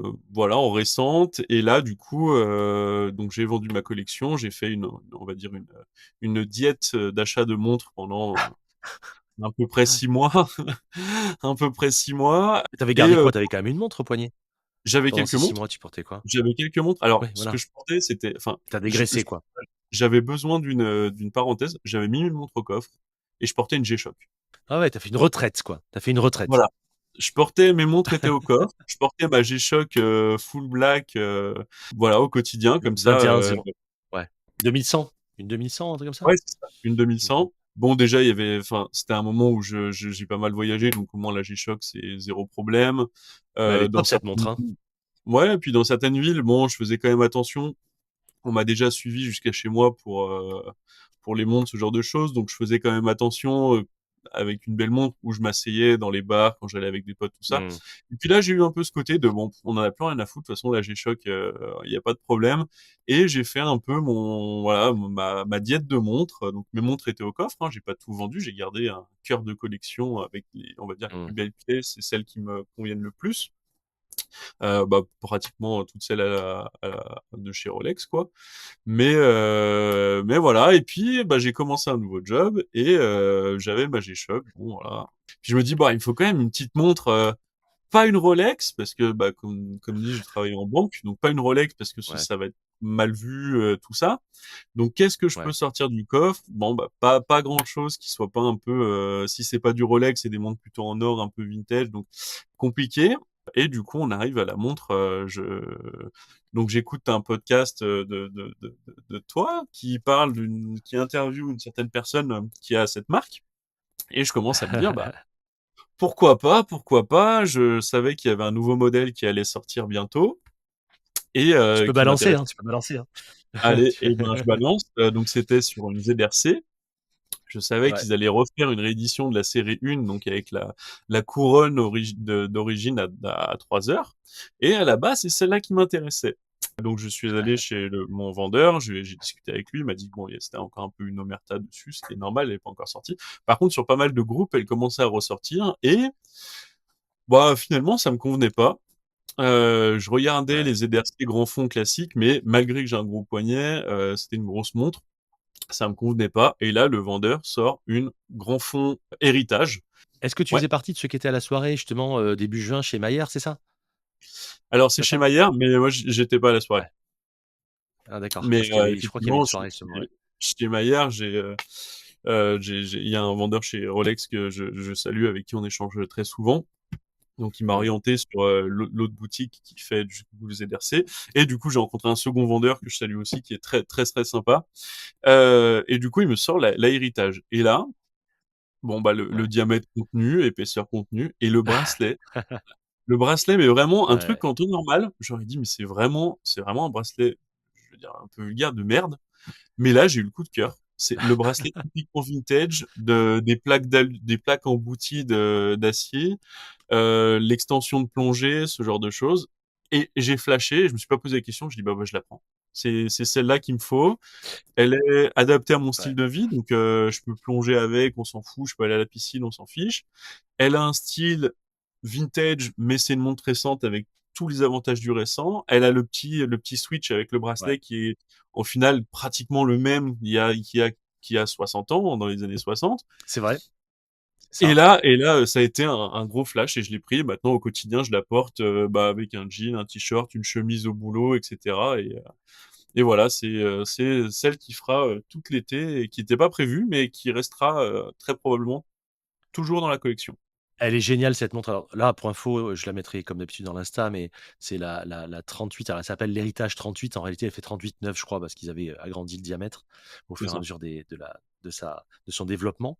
Donc elle reprend vraiment toutes les specs de la Grand Fond 2, avec la couronne à 6 heures, avec cette lunette noire, alors qui est en céramique maintenant, hein, qui n'était évidemment pas dans les années 60, mais elle reprend surtout, et c'est marrant parce que ceux qui ne connaissent pas, alors beaucoup me disent, mais attends, ils me demandent même carrément si c'est le modèle vintage parce qu'ils savent pas, parce que de loin, on a vraiment l'impression, elle reprend trait pour trait le modèle vintage, hein. Donc, sauf qu'elle est sur une glace saphir, enfin, elle a toutes les spécifications qu'on aime maintenant. Et elle a ce bracelet en tôle englouti, comme tu dis, qui est assez, qui est assez déstabilisant, qui fait un peu breloque à l'origine. Et souvent, on me dit, oui, mais moi, j'ai pas fait à cause de ça. Et pour moi, je prends complètement le contre-pied du truc parce que pour moi, c'est ce qui fait aussi que j'aime cette montre. C'est-à-dire que elle est facile à porter, elle est légère et justement, ce bracelet, alors, certes, d'aucuns disent oui, mais est-ce que c'est pas fragile? Mais en fait, attends, il suffit de regarder les montres qui ont 65 ans, elles sont encore sur le marché, le bracelet il est encore là et ça n'a pas bougé. Donc, écoute, arrête de te poser des questions, le bracelet il te survivra, t'inquiète pas. Tu as envie de dire aux gens, mais il est hyper épais, il n'y a pas de souci, t'inquiète pas. Et ça la rend légère. Et c'est fou comme cette montre a un charme incroyable. Mais c'est ça, Je sais et pas ce que moi t'en avant penses. j'étais hyper réticent, j'avais testé des Breitling, tu sais, sur le bracelet Gainsbourg, le bracelet qui est perforé, qui est Ouais, une ouais, tôle ouais, perforée, et je me disais: «Mais putain, ces ouais, bracelets d'époque, qu'est-ce que c'est moche» et cetera. Et là, quand il me l'a apporté sur le plateau, donc il y avait le modèle récent et il y avait le ouais, modèle, héritage, et donc je prends le récent, finalement les maillons, ça ressemble très portrait à du Oyster, hein, c'est quand même assez épais, ça doit faire 2-3 millimètres d'épaisseur, et je prends celle-là, et puis le petit bruit un peu de breloque ouais. comme ça, Les tu vois, gling-gling, ouais, le bling bling, et là, je ouais. tombe amoureux. Alors que d'habitude, pas du tout. Et là, vraiment, je tombe amoureux de cette montre et je me dis, ah bah non, mais c'est bon, c'est celle-là. De toute façon, le bracelet, Alors, il est hyper solide, et comme tu dis, cette montre, en vrai, tu la portes tous les jours, tu l'abîmes, tu la cognes, dans 10 ans, elle ressemblera exactement au modèle vintage. Elle aura pris d'époque, des chocs, tout ça. Et elle ressemblera très portrait. Et c'est aussi le fait d'avoir vraiment, bah, c'est ça, en fait, j'ai une vintage, finalement, au poignet, mais avec les specs d'une récente. Et si je veux plonger avec, eh ben, je vais pas me poser la question.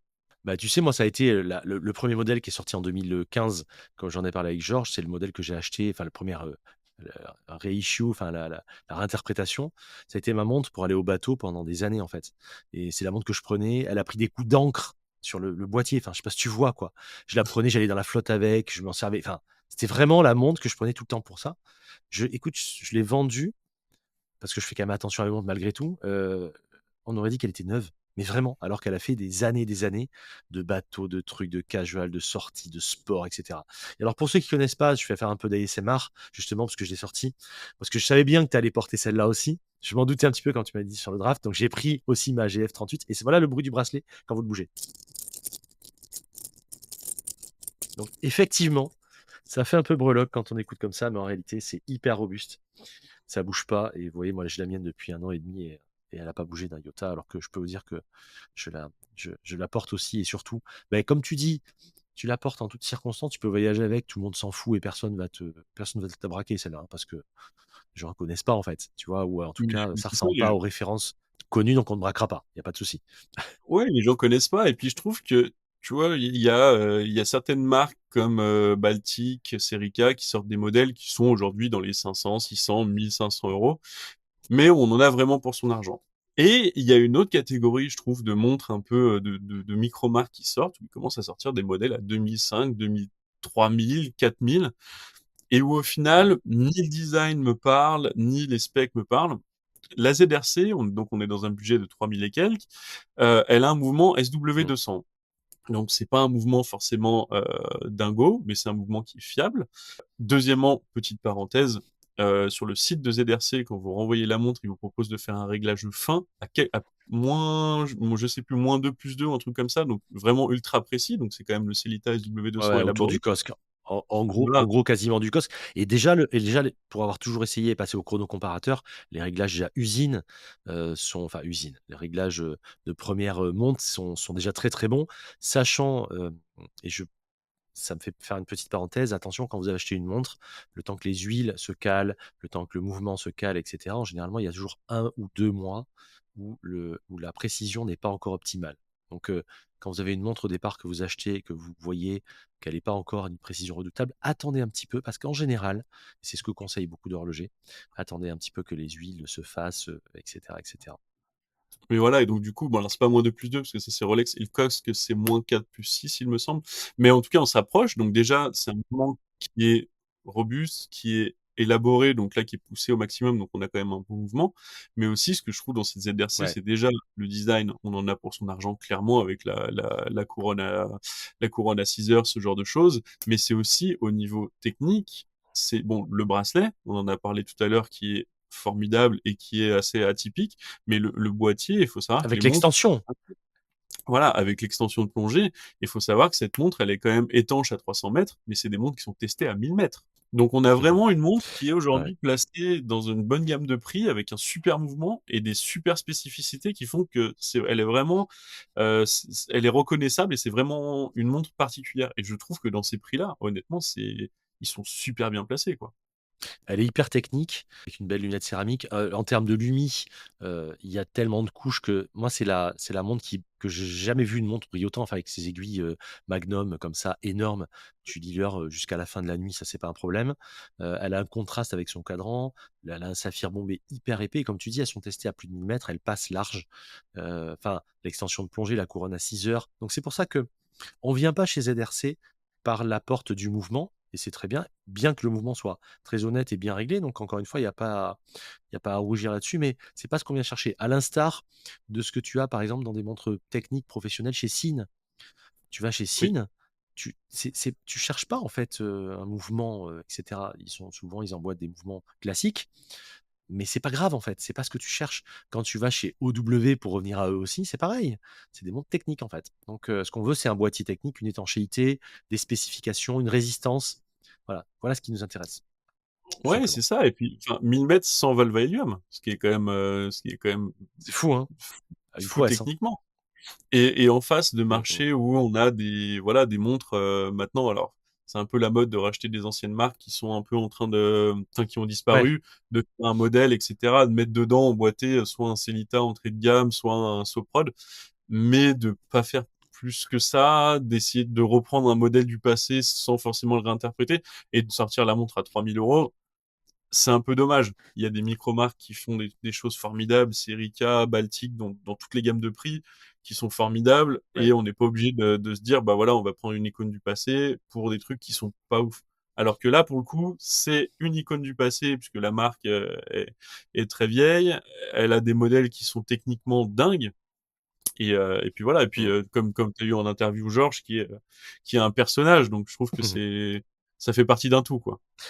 Quand même arrière-petit-fils, de monsieur Rocher, quand même, c'est un truc de fou. Enfin, je veux dire, heu, il a fait les inaugurations, il a fait les lancements et il est très fréquemment au lancement. Il était au Timefest d'ailleurs. C'est-à-dire que c'est quand même moi, c'est ce qui m'avait séduit quand j'avais acheté la première. C'est-à-dire, le mec qui tamponne ta garantie, quand tu vas à un truc comme ça, c'est quand même l'arrière-petit-fils du créateur, quoi. Enfin, d'une des 2 personnes, en tout cas. Ça, c'est quand même dingue et moi, ça me parle. Moi, ça fait terriblement écho. Il reprend le modèle et quand on écoute, et je vous invite à réécouter l'épisode justement, et tu fais bien de le souligner sur Georges Brunet quand il réexplique la genèse depuis le début de 1904 à maintenant, mais c'est incroyable quand même. Enfin, c'est fou tout ce qui s'est passé, les brevets, le savoir-faire, parce que le bracelet d'extension de plongée, on en parle, on est passé quand même ça vite fait dessus, mais quand même les systèmes à ressort qui sont dans les deux gros maillons, on va dire, qui sont à 6 heures et à midi, rien que ça, c'est un brevet qu'ils détiennent, mais ça change tout. Il fait chaud, la montre se détend et se met automatiquement à la taille de ton poignet. Enfin, c'est un truc de dingue. Et c'est pour l'extension de plongée au départ.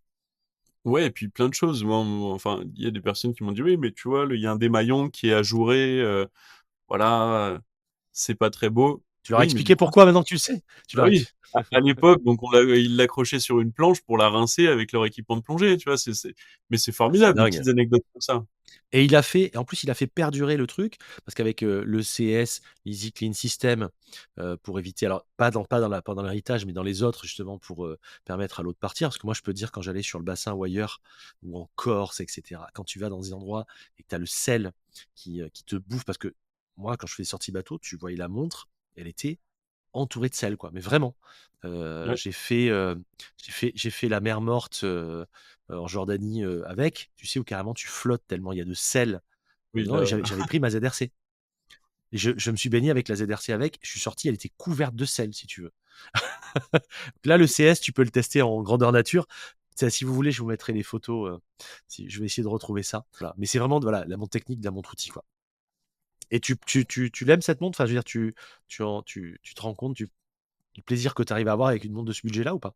Ah ouais, clairement. Moi, il y a des montres où je les achète, je sais pas comment ce sera dans 2-3 ans. Celle-là, je sais qu'elle sortira jamais. Bon, après, j'ai des C'est amis qui fou, me hein? disent: «Bon, tu dis tout le temps ça», parce que bon, j'aime bien beaucoup changer. Mais non, non, celle-là, honnêtement, c'est franchement, elle a tout pour être la montre du quotidien. Elle a tout pour, Mmh. franchement, pour être une montre, de patrimoine, quoi, de léguer à ses enfants. Le design, comme il y a 60 ans, il a pas vieilli. Je pense que dans 60 ans, il aura Ouais. pas plus vieilli que ça.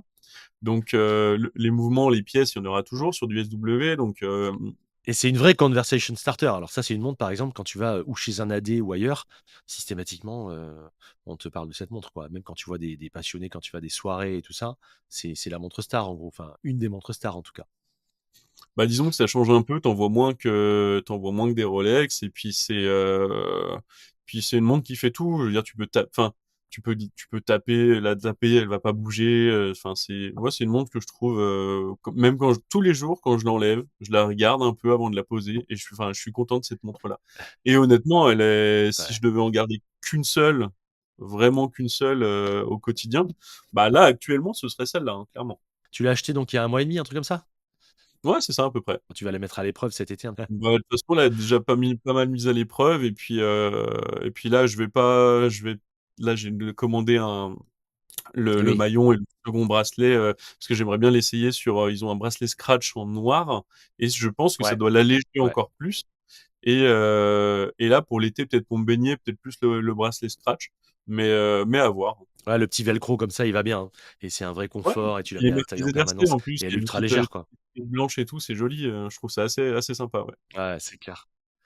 Qu'est-ce que tu as acheté d'autre récemment alors? Tu t'es un peu calmé, donc tu as racheté, d'autres pièces ou tu es sur des petites pièces, des gros trucs? C'est quoi un peu qui a été dans le viseur et qui sera dans le viseur? Bah, la Explo 2 en tritium, j'ai failli l'acheter juste avant la ZRC. Je l'ai pas fait. La J'ai noire, tu veux dire réfléchi. alors? La noire? La noire. J'ai réfléchi, je me Ouais. suis dit non. J'étais parti. Enfin, il y a des jours comme ça, on est parti dans une optique. J'avais mis un peu de côté, j'avais vendu ma voiture, j'avais un peu de sous. Je me suis dit bon, je vais acheter une montre aujourd'hui, c'est sûr. J'ai acheté la ZRC, et du coup, j'ai pas acheté l'Explo. Je me suis dit bon, bah, ce sera pour plus tard. 2 semaines après, je me suis dit ah non, ouais, non, en fait, si c'est pour maintenant, quand même, j'ai la possibilité de le faire aujourd'hui sans que ça Ouais, ouais. impacte le budget. Je le fais, je regarde sur le site de la boutique, elle est réservée. Bon, du Ah coup, merde! ce sera pour plus tard. Là, je mets un peu de côté, je vais laisser passer l'été, et puis on verra à la rentrée ce qui se passe, sachant que j'aimerais aussi, la Submariner Date. Je pense que j'espère que je vais pas attendre trop longtemps. Et en fait, le problème des attentes aussi dans les années, on n'en parle pas, mais le jour où ça tombe, il faut y aller. Donc ça veut dire que le jour où ça tombe, si t'as pas provisionné ce budget-là, et ben ça va être un peu la merde. Alors du coup, des fois, C'est c'est j'ose pas trop me lancer sur des pièces. Ouais, c'est ça qui est piégeux parce qu'en fait, on a tous été confrontés à ça, enfin tous été confrontés, en tout cas ceux qui sont allés sur des listes Rolex où tu dors et cetera, c'est que tu y vas un jour, tu dis: «Mettez-moi sur liste pour telle montre», qui vaut, je sais pas moi, 5, 10, 15, 20, heu et puis tu appelles, 8, 10, 12 mois après où tu as fait autre chose, où tu as fait un move même sur Dimo ou sur une autre montre, enfin peu importe, tu es pas resté figé, quoi. Et le mec te rappelle et bah, si tu dis non, globalement, tu repasses en queue de liste, tu le sais très bien comment ça se passe, ou en tout cas, tu seras pas prioritaire là, tu vas dire: «Attends, j'essaie de lui faire plaisir et il veut pas». Mais sauf que le mec te dit, en gros: «Venez dans 1 heure pour, acheter une montre à 10 000 balles», donc faut aussi avoir la provision malgré tout. C'est ça. Alors certains AD peuvent comprendre et dire bon bah OK, lui expliquer bah j'ai pas les finances. Fais-moi sauter deux trois places sur la liste d'attente, si liste d'attente il y a, hein, parce que c'est aussi un grand sujet. Là, je me suis fait plaisir sans que ça impute le budget. J'ai de côté de quoi attendre cette sub. En soi, les Explo 2, il y en a pas mal sur le marché. Si j'en trouve vraiment une belle, je craquerai. Mais si j'en trouve pas une belle, j'attendrai ma sub. Et puis voilà. Là, récemment, tu vois, j'ai eu la boutique de Bâle de Patek Philippe qui m'a appelé, c'est un revendeur, pour une Calatrava. J'adore cette montre. Mais déjà, à l'époque où j'étais sur liste, c'était il y a bien longtemps et du coup, les prix ont Mmh. explosé, enfin explosé, ça a pris 5 000, 6 000 balles, quoi. Et quand ils m'ont Mmh. appelé, je leur ai dit: «Bah non, désolé parce que là, c'était pas prévu, je venais de déménager et cetera». Je leur dis: «Là, non, je peux pas, c'est pas possible». Le gars, il a été très compréhensible, très smart. Il m'a dit: «OK, pas de souci. Écoutez, est-ce que vous Mmh. voulez rester sur ce modèle-là?» J'ai dit: «Oui, oui, peut-être plus tard, mais pas cette année, quoi». Et il a été très, très cool. Après, est-ce qu'il a jeté mon nom à la poubelle ou je ne sais pas, mais en tout cas, ils ont été très, très smart. Et j'aimerais bien savoir justement, je fais un petit appel un peu aux auditeurs, j'aimerais bien savoir parce que j'ai l'impression qu'il y a un vrai move qui s'est opéré ou c'est ce que j'entends en tout cas et c'est ce que j'ai l'impression, enfin certains même, revendeurs chez Rolex me l'ont dit, où, de plus en plus quand, un revendeur appelle un client pour une montre, bah, le client dit non, soit parce qu'il a plus envie, soit parce qu'il est passé à autre chose, soit parce qu'il s'est fait plaisir avec un autre modèle. Est-ce que vous, voilà, vous ressentez ça? Est-ce que vous avez vraiment fait ce move? J'aimerais bien savoir un petit peu ce qui se passe, dans la tête des gens, là-dessus. J'ai l'impression qu'une partie, en tout cas, des amateurs, a passé son chemin, sur les listes. J'ai le sentiment et je l'ai un petit ça a été un peu confirmé par ce que j'ai entendu à droite à gauche. J'aimerais avoir le sentiment de chacun. Tu le ressens comment toi ça? Tu le vois aussi? Tu l'entends un peu? J'entends aussi. Alors, je pense qu'il y a 2 facteurs principaux à ça. C'est que mon avis, hein, mais le premier, c'est qu'on est passé un peu, il y a moins de spéculateurs parce qu'aujourd'hui, avant, on achetait une Rolex, on la revendait facilement. Maintenant, honnêtement, malgré ce qui se dit, tu vas sur Chrono24, tu tapes France, tu tapes Daytona et il y en a, je sais pas combien, 250. Donc Mmh. enfin, au final, il y a beaucoup d'offres sur le marché, donc forcément, la demande en face, même si elle était très haute, elle est plus aussi haute qu'avant. Et même si on voit aujourd'hui passer des Daito, des Sub, des Daito à 26 000, ça veut pas dire qu'elles se vendent ce prix-là. Et je pense qu'il y a eu voilà un essoufflement de la spéculation. Certaines marques aussi ont mis, notamment Patek Philippe m'avait averti qu'ils gardaient la carte de garantie 2 ans quand ils me vendaient la montre. Mmh. Donc, Audemars Piguet, de la même façon, on peut s'enregistrer dans leur système. Si ce n'est pas celui qui a acheté la montre à la base, vous êtes blacklisté, hein, immédiatement. Ouais. Donc, il y a des marques qui ont mis en place des choses. Les spéculateurs se sont un peu épuisés. Les prix ont aussi pas mal augmenté en l'espace de 2, 3 ans. Donc, le gars qui pouvait mettre, je sais pas, 5, 6 dans une Oyster, maintenant, elle a un dispo. Il va peut-être pas mettre 10 pour essayer de faire un aller-retour sur une sub parce qu'il pourra peut-être même pas l'avoir. Mais il y a déjà, voilà, ce premier facteur, je pense. Il y a moins d'acteurs spéculatifs sur le marché. Et la seconde chose, je pense aussi que les gens, en achetant une montre à 10 000 euros, c'est quand même un acte de luxe. Je veux dire, enfin, j'attends un minimum. Je demande pas forcément le champagne quand j'achète une montre à 10 000 euros, mais j'attends qu'on me propose au moins un café, une bouteille d'eau, qu'on s'installe, qu'on discute et que ce soit un bon moment.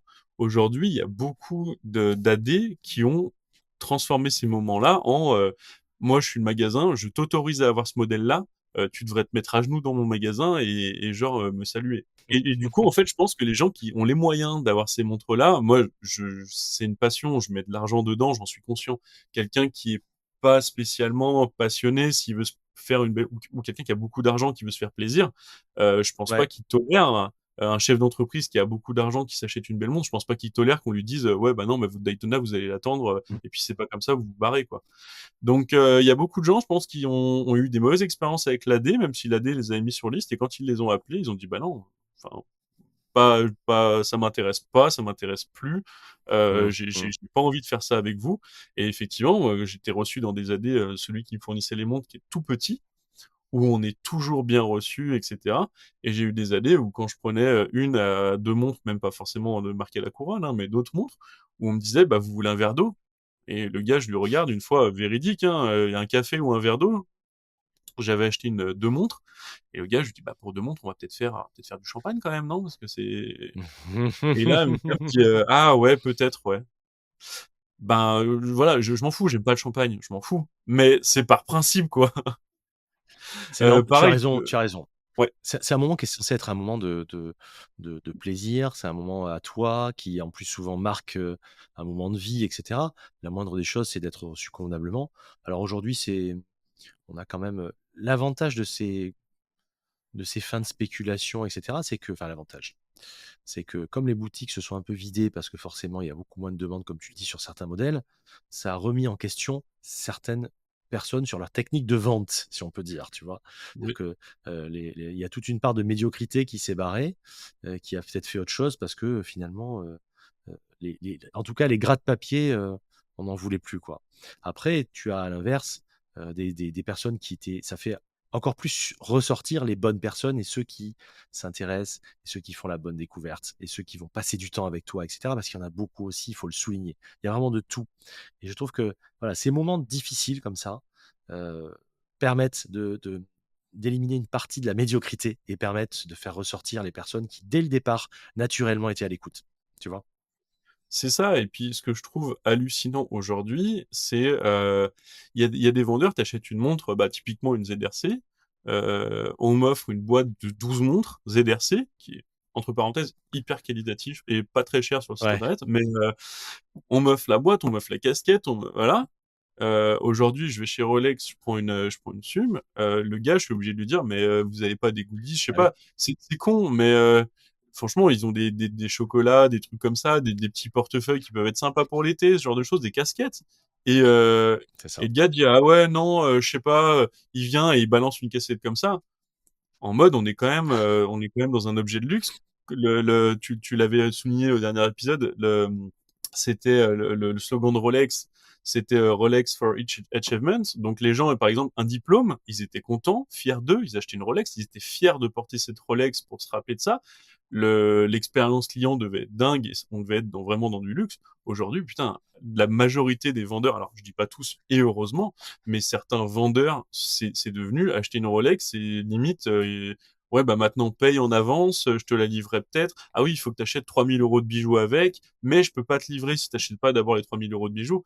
Enfin, je suis pas au souk à Marrakech en train de négocier une Submariner de contrefaçon. J'achète une montre de luxe, je me fais plaisir. Ouais. Sois un minimum respectueux. Et il y en a, je trouve, qu'on gâché, et encore maintenant, qu'on gâché totalement l'expérience du luxe, et ça va leur coûter probablement dans quelques années très cher. Euh, ça a fait les choux gras et ça a fait les beaux jours, et ça le fait toujours, de beaucoup d'indépendants. Heu, Ça se traduit par, l'explosion de la vente de montres d'indépendants qui, eux, par contre, ont du skin in the game, qui, eux, par contre, enfin, savent expliquer en direct. Quand tu vas chez Serica, que tu as les 2 qui, Jérôme et Gab, qui t'expliquent pendant des heures, comment ça s'est fait, le cheminement, à n'importe quel collectionneur amateur qui vient, c'est dingue. Et ça, tu le vois, ça s'est traduit. Regarde le Time Fest, on a eu une fréquentation, pour une première édition qui était folle, parce que les gens voulaient ça, en fait, rencontrer les créateurs, les repreneurs, parler avec eux, acheter un morceau d'histoire, et pas juste dire ben, j'ai le privilège d'être accepté sur une liste d'attente. Enfin, c'est insupportable. C'est tellement incompatible dans l'expérience d'achat, ça. Mais Tu vois. exactement. Et je serai au prochain Time Fest l'année prochaine. Si tu renouvelles T'as l'expérience, je serai intérêt. avec plaisir. Avec plaisir. Mais et tu vois, par exemple, tu vas à Genève, c'est une des seules boutiques. Alors si je dis pas de bêtises, je suis pas sûr, en propre, qui appartient à Rolex, il me Ouais. semble. Et quand tu rentres, même si tu as la queue devant, voilà, tu rentres, ils t'offrent un café et une boîte de chocolat, celle que normalement les AD te donnent quand tu achètes une montre à 10 000 balles. Mais parce qu'en fait, eux, c'est une grosse entreprise, ils ont des process, les managers sont formés, les vendeurs sont formés, et on fait du haut de gamme. Et donc, du coup, on est hyper bien servi, et même s'ils n'ont pas fourni la montre, on a pu essayer tous les modèles. En plus, bon, ils ont tous les modèles dispo pratiquement. On peut essayer les Mm. modèles, c'est super bien. On prend 45 minutes, on prend 1 heure, c'est pas grave. Et le problème, c'est que le jour où, comme Audemars Piguet l'a fait, Rolex décide par exemple Bah de oui, privatiser, déjà ils achètent Bucherer, c'est un signal qui est fort pour moi. ouais, Ils bah décident oui. de privatiser leur point de vente, et ben les AD, faudra pas qu'ils viennent pleurer en disant ah bah j'ai plus le panneau, parce qu'effectivement on n'était pas du tout dans les conventions et dans les minima requis par Rolex, parce que certains vendeurs ils mériteraient pas d'avoir le panneau, quoi. Je suis d'accord, je suis d'accord. Mais je pense que tout ça heu, a quand même beaucoup bougé déjà depuis quelques années, n'a pas fini de bouger. On sent que les cartes se rebattent de la distribution horlogère, de la façon de distribuer, de la façon de. Et je l'ai dit, je le redis, et c'est vrai que quand tu vas, et toi en plus, Seiko a un écho particulier pour toi, mais quand tu vas chez Grand Seiko, je me répète, mais j'en ai parlé avec On Time Consulting lors d'un épisode, quand tu vas avec Paola, quand tu vas, chez Grand Seiko Place Vendôme et que tu es reçu, systématiquement, boisson, café, mais ça devrait être naturel, et que les gens savent te faire une vraie découverte, savent prendre le temps, et puis l'ambiance générale, quoi. C'est c'est fait intelligemment et ça change tout quand même, tu vois? Et ça, l'expérience d'achat, il faut pas le sous-estimer. T'achètes une montre, mais t'achètes tout ce qui va avec, puisque ta montre est censée être un curseur d'un moment de ta vie. Donc la moindre des choses, c'est que ce moment de ta vie soit un moment agréable, quoi. Mais bon, ça paraît, c'est en train de se clarifier, je trouve, malgré tout. Et ces moments un peu compliqués clarifient souvent les choses. Oui, c'est ça, c'est en train de s'améliorer, c'est bien et c'est vrai que Seiko, c'est vraiment un modèle, je trouve. Ils sont Ah ouais. exceptionnels. Les boutiques sont zen. Déjà, c'est un design très zen. Et c'est ça, en fait. Parce que tu sais, à force de faire des épisodes d'amateurs, je vois bien que chacun il met beaucoup de poésie quelque part. Ça fait bizarre de dire ça comme ça, mais à chaque fois, ça représente des moments, à chaque fois, ça représente des sentiments, etc. Et comme tu le dis, on commence par des références, on commence par des choses communes, on commence par aimer des choses que tout le monde aime, et puis après, on finit par se dire finalement, c'est pas ça qui me fait vibrer, et hop, on revient sur des choses qui sont plus alignées avec ce qu'on aime. C'est systématiquement Exactement. le parcours. Mais ouais. Je suis jamais à l'abri de découvrir des nouveautés. Bah, on l'a pas dit, mais j'ai pu, peut-être par quelqu'un que tu connais, Ludovic Barrois, j'ai pu écrire quelques articles pour le Petit Poussoir. Ouais, très Et bien. c'est vrai que j'ai découvert pas mal au fur et à mesure de marques, de modèles, chez Baltic, chez enfin, Studio Underdogs, ce genre de montres qui sont Mm, assez sympas. Et on n'est mm, pas à l'abri. J'essaye mes montres avant de les acheter. Jamais je fais à distance, mais on n'est pas à l'abri d'essayer une montre et de flasher dessus aussi et de faire rentrer une qui n'était pas prévue mm. sur une petite montre studio indépendant ou un truc comme ça. Donc voilà. Et tu gardes toujours quand même une partie de Rolex au coffre. Parce que c'est des modèles que j'aime beaucoup, où ils Mm, ont un sentiment particulier. Bah, par exemple, pour un diplôme. Un diplôme, en l'occurrence, une montre, donc c'est quelque chose que je garde parce que c'est un mm, souvenir, ou parce que c'est des modèles qui sont assez rares ou des modèles qui sont qui moi me parlent, difficile à que je mettrais. rechoper. Voilà, ou que typiquement des modèles, j'adore la Deadite, Mm. mais c'est pas une montre que je porterais. Donc voilà, l'avoir, c'est très bien, la porter, c'est pas possible. Mais Mais le toi, fait de toi, ça l'avoir, ferait c'est gourmette en fait. Surtout que toi, ça ferait vraiment gourmette pour le coup sur tes poignets, tu vois. alors ouais, alors l'ordre, ça donne quand même une présence, ça fait un peu moins, je trouve, petit. Mais voilà, on n'est pas sur voilà, on n'est pas sur. Et puis le maillon, c'est pas les mêmes non plus, hein. C'est un peu, Ouais, ouais. voilà, mais voilà, ce genre de choses, ça peut rester au coffre et on est plus sur des montres un peu classiques. Et puis honnêtement, là, de plus en plus, Serica, moi, me tente. Chaque nouvelle sortie, c'est des évolutions qui me plaisent. J'aimais bien le modèle Ouais. d'avant, le nouveau me plaît encore plus. Mm. Et j'attends qu'une chose, c'est de passer à Paris pour passer à la boutique pour vivre ça. Et probablement que ça va être aussi probablement une field qui va rentrer ou une plongeuse qui va rentrer de cette maison. D'accord. Et en termes de complications, hors date, etc., je parle, il y a des choses. T'es pas très chrono en fait. T'as pas de chrono finalement. Ou t'en as Alors eu non, quasiment. moi je suis très Ah très si, t'as eu les classique. Breitling, chronomate et enfin, t'as eu Ouais, certains alors trucs. je suis très classique. Il y en a une que j'aimerais faire rentrer, c'est une Daito, hein. J'aime beaucoup Rolex. Bon, voilà, c'est Ouais. pour avoir raison, mais j'aime beaucoup Rolex en tout cas. J'aimerais faire rentrer une Daito.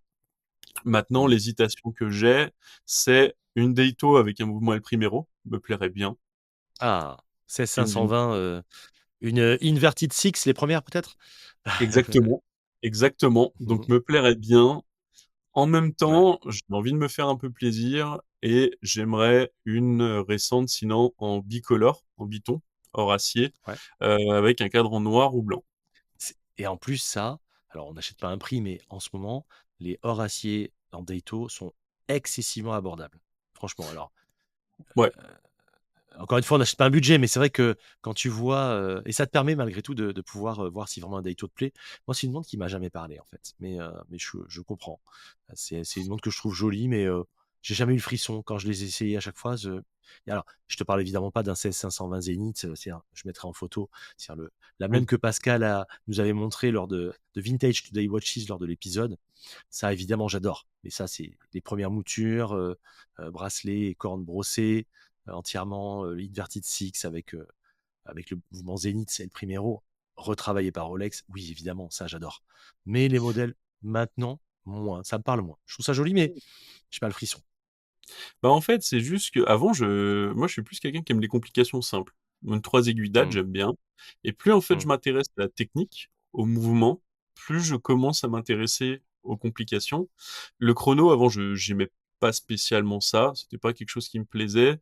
Bon, j'ai eu quand même une Speed, mais c'était pas Mmh. un mouvement qui me plaisait spécialement parce que mes montres, je fais tout avec et le fait de pas avoir les poussoirs vissés, c'est des choses qui m'ennuyaient. La Daito, ce Mmh. problème est réglé. Ouais. J'avoue que le mouvement Zénith, moi, me plaît pour l'histoire, la gueule Bah que ouais. la montre a, comme tu disais, les cornes brossées, tout ça, c'est exceptionnel. Après, un modèle récent me plairait bien parce que bah, pour l'étanchéité, tout ce que ça représente d'avoir un modèle récent, en bicolore en plus, et je trouve qu'il y a une anomalie de marché, dans le sens où aujourd'hui, une acier, alors arrête-moi si je me trompe, mais doit être dans les 15 000 euros, et se revend sur le marché entre 22 et 26, alors qu'une or Ouais. acier est plus facile à avoir en boutique et est à 20 000 euros, mais on a quand même une montre avec Mmh. de l'or, quoi, et doit se revendre dans les 24-25, quoi. C'est ce que je te disais en fait, c'est pour ça que et en vintage ou en plus ancienne, tu trouves des Horacier sans aucun problème entre 12 et 15, hein. Mais ouais, c'est Et ça. des belles, hein, je parle pas de merguez, hein, je parle de jolies, ce qui est quand même dingue, quoi. C'est-à-dire que, on n'achète pas un prix, je le répète, mais avoir un Daito parce que tu as des confis quand même Horacier qui sont sympas, hein. Moi, je trouve qu'un petit Ah oui. cadran blanc Horacier, c'est quand même vraiment joli. Moi, j'aime beaucoup. Heu, Pas facile à porter aujourd'hui, ça c'est clair. Un petit peu compliqué, mais c'est une jolie montre et je veux dire avoir une montre de cette envergure à ce prix-là, c'est plutôt sympa. Après, ouais, je sais pas. C'est effectivement une montre qui sort à 15 et que tu peux encore avoir alors attention, tu peux avoir des Daito, les dernières 6 chiffres, tu peux les avoir autour de 20-22 maintenant si tu te démerdes bien, Mmh. en gris. Mais, je sais pas. Moi, je trouve que j'ai un petit peu la même réaction, même si c'est très différent, que je peux avoir avec la Speed, dernière la Saphir qui était autour de 9 000 euros. C'est des montres en fait moi il se passe rien et encore une fois, je dis pas que c'est bien ou pas bien, hein, chacun fait son œil, mais moi c'est des montres qui ne me parlent pas en fait. Tu vois? Alors que leur version vintage, je les trouve incroyables. Je trouve que là, elles sont trop, elles bougeront tellement pas dans le temps. C'est-à-dire que ton Daito dans 15 ans, il sera identique et ça me pose problème. Mais bon, c'est mon point de vue. Oui, c'est ça, c'est les goûts et les couleurs. Après, ça évolue, oui, ça évoluera pas, c'est sûr. Après, ouais, c'est une montre que pas non plus, c'est pas une montre que je porterai au quotidien, donc à voir. Mais je me laisse l'opportunité. Après ça, avec la Zénith, j'en ai raté une il y a pas trop longtemps, et j'étais quand même un peu amer suite à ça. J'étais un peu énervé. Un zénith aujourd'hui, c'est autour de 30. Voilà, un joli zénith, c'est autour de 30, ouais. Un peu dans ces eaux-là. Ouais. Je pense qu'on a fait un tour sur ta collection. Tu avais des choses à rajouter ou on avait fait à peu près fait le tour de Non, et puis de sur ce la que tu voulais collection, nous ça dire? tout, hein, Je pense qu'on était pas mal, c'était assez riche. Demain, tu as 2 K, tu as 2 000 €. Tu pars sur quoi? C'est intéressant parce que c'est un budget que tu es souvent sur des budgets supérieurs malgré tout, maintenant. Heu, mais tu as dû quand même te creuser la tête puisque je vois tu me parles souvent de Baltic, tu me parles souvent de Serica et cetera. Tu pars de quoi? Tu vas sur quoi maintenant pour un budget de 2 000 balles? 2000 balles, honnêtement, bah, déjà, je divise en deux. Soit je pars sur du neuf. Je sais qu'il y a des gens qui n'achèteront Ouais, jamais de vintage parce que ça leur plaît pas, ça leur parle pas, donc ils veulent du neuf. Sur du neuf, je pars sur une série K 5303, plongeuse, ouais. Mmh. magnifique. Alors, moi, je suis un peu moins fan du bracelet maille milanaise, donc je le mettrais sur un tropique noir, tout ce qu'il y a de plus simple.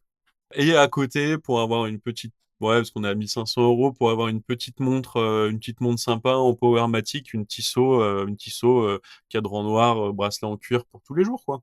Pas mal, pas mal. De toute façon 5303 avec la maille milanaise, je pense que tu pourras pas le mettre, il sera trop petit donc Ah, c'est problème réglé déjà.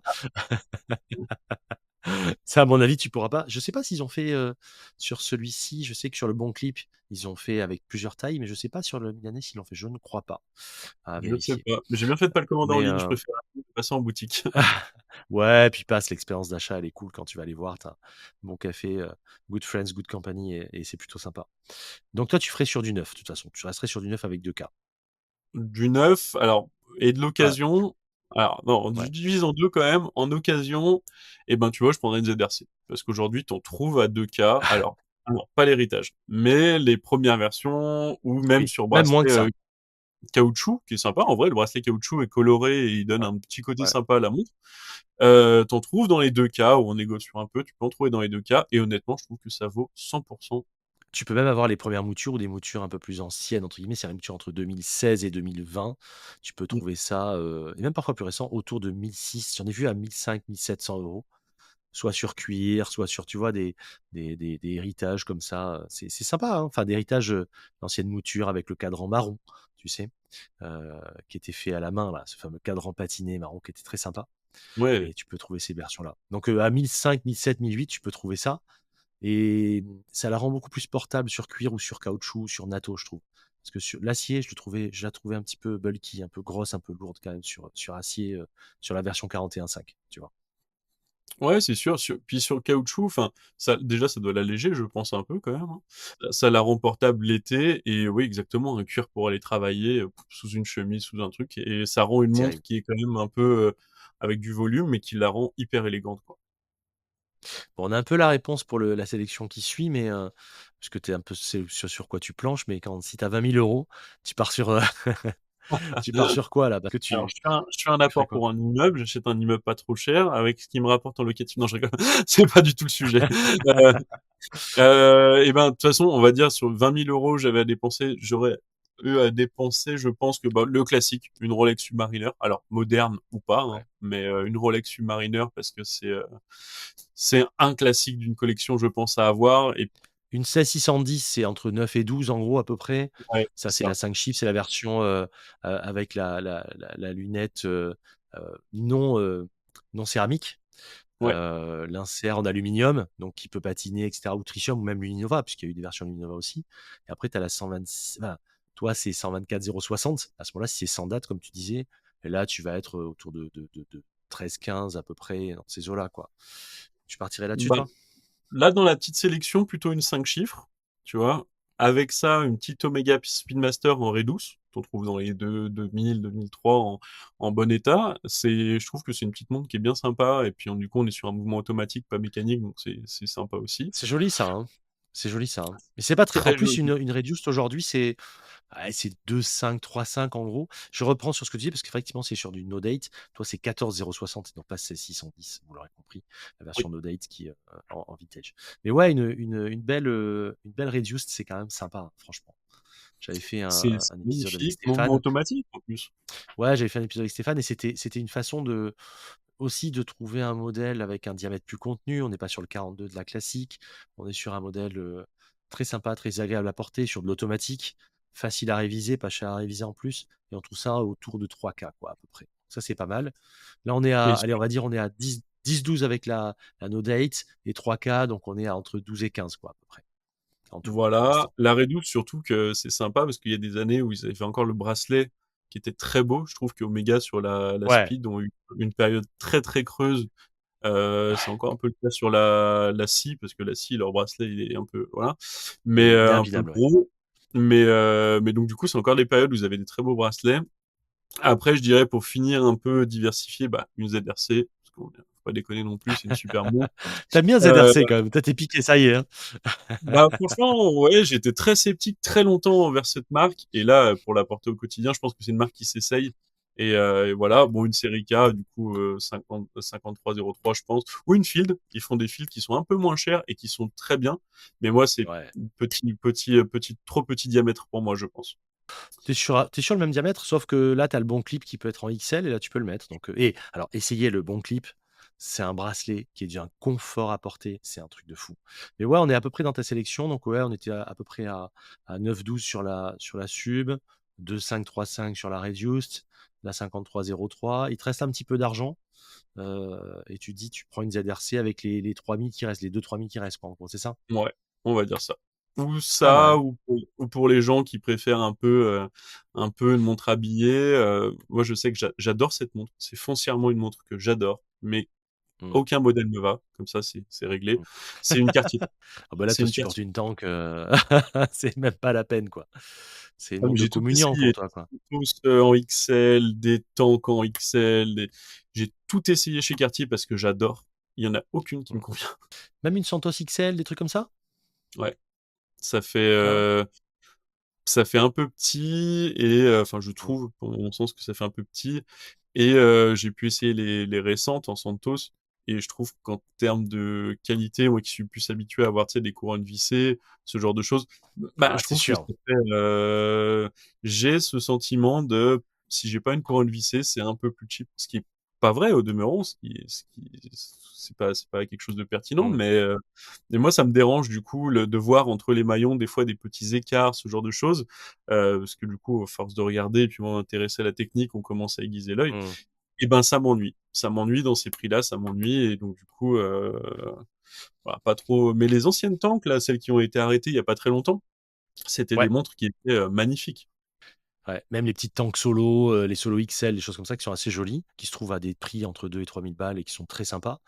Bon, c'est C'est du ça. quartz, hein, là, majoritairement, mais après tu peux l'avoir avec la data Caesar en version automatique et cetera, mais là, tu es plus à 4 000-4 500. Mais ça me dérange pas un quartz, encore une fois, pour une quartier, pour une tank, c'est pas gênant, puis c'est pas des montres que tu portes tous les jours. Et là où je te rejoins, c'est que moi, pour être aussi habitué à porter des plongeuses et des tools, bah, c'est tellement peace of mind, c'est tellement agréable de porter des montres sans se poser la question, si elle prend la flotte, si elle va s'abîmer, si elle va prendre des coups, et cetera, que finalement, par confort, heu, on on porte quasiment plus que des tools en réalité, tu vois? C'est ça exactement. D'ailleurs, le marché, on voit, il y a de plus en plus de plongeuses qui sont réinterprétées, ce genre de choses. Après, la Cartier, moi, je partage ton avis, hein. Cartier, historiquement, c'est beaucoup de quartz, parce que les mouvements étaient fins.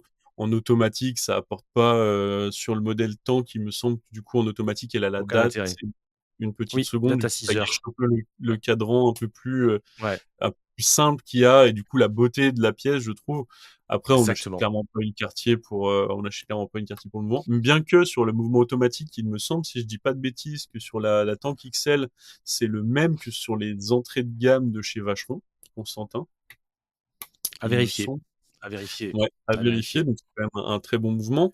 Mais Mais sur une Louis à ce moment-là, sur une Louis Cartier, pas sur une alors à vérifier, je suis pas sûr, ça fait ouais. un peu de temps.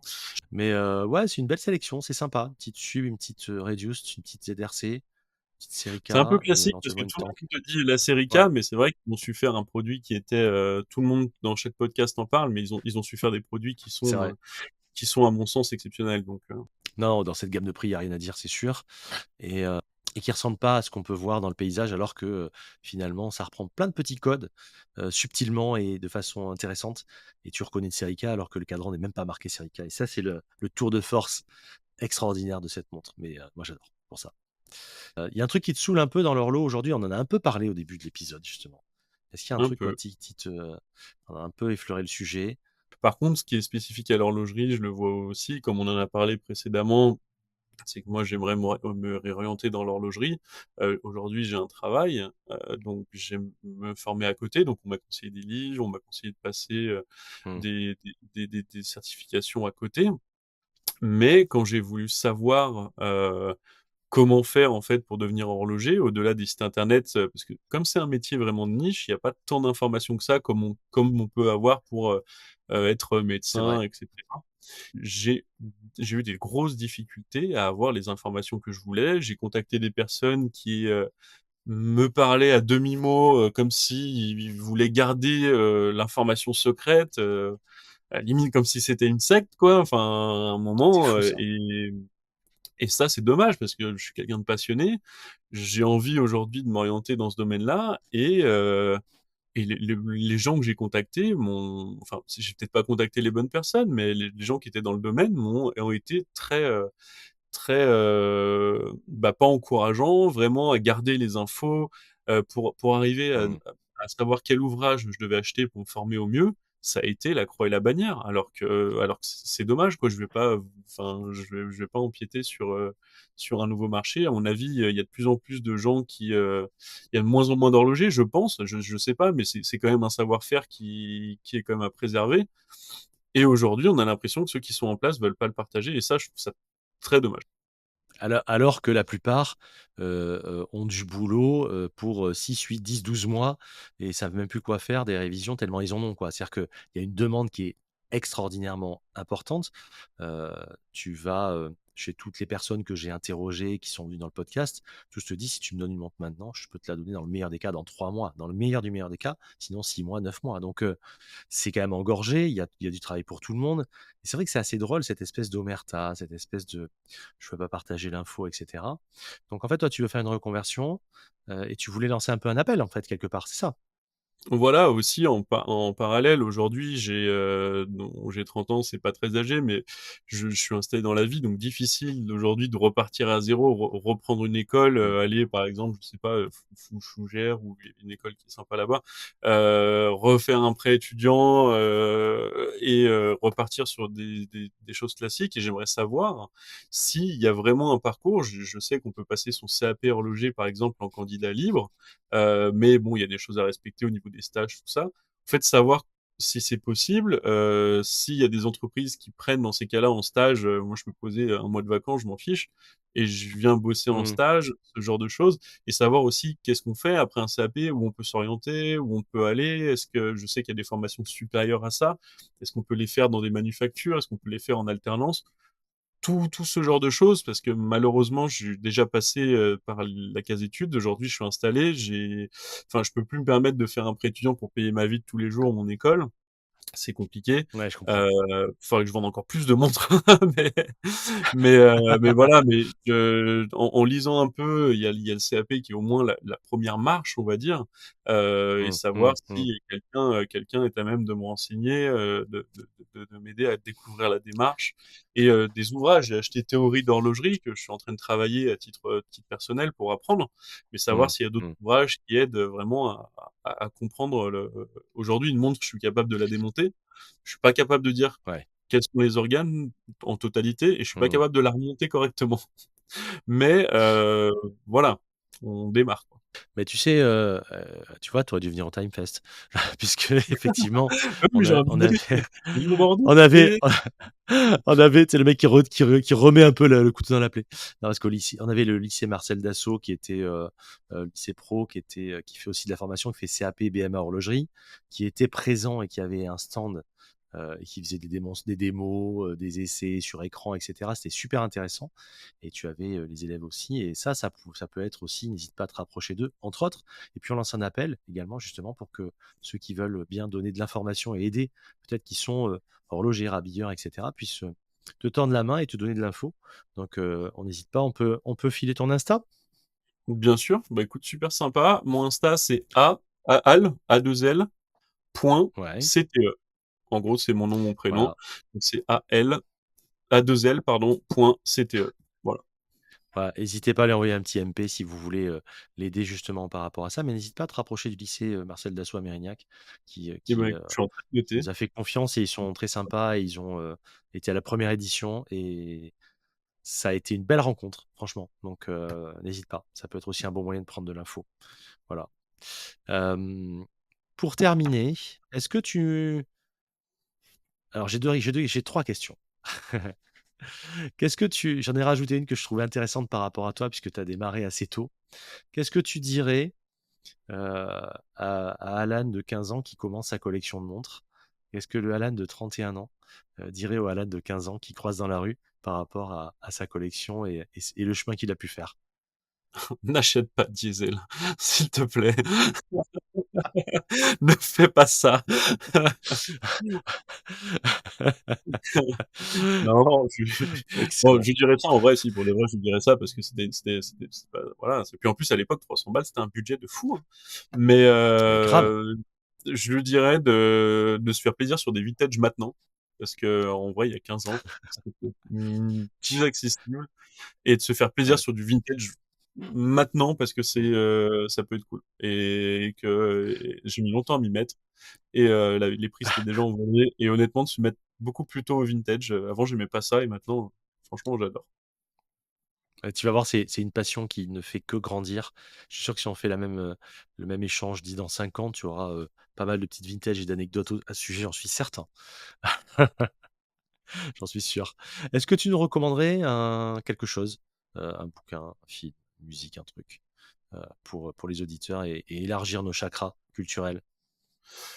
Écoute, j'avais pas préparé en livre. Qu'est-ce que j'ai lu récemment qui était bah, ça a rien à voir avec l'horlogerie, mais j'ai lu un livre récemment qui m'a pas mal plu pour les entrepreneurs.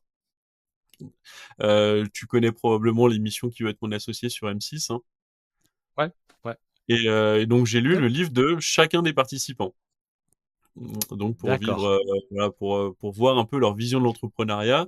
Donc il y Donc avait Anthony Anthony Bourbon, et cetera. Enfin, il y a tout ça, ouais. voilà. Et le livre qui m'a le plus marqué, Anthony Bourbon, c'est très bien, hein, mais c'est un peu dans le dur tout de suite.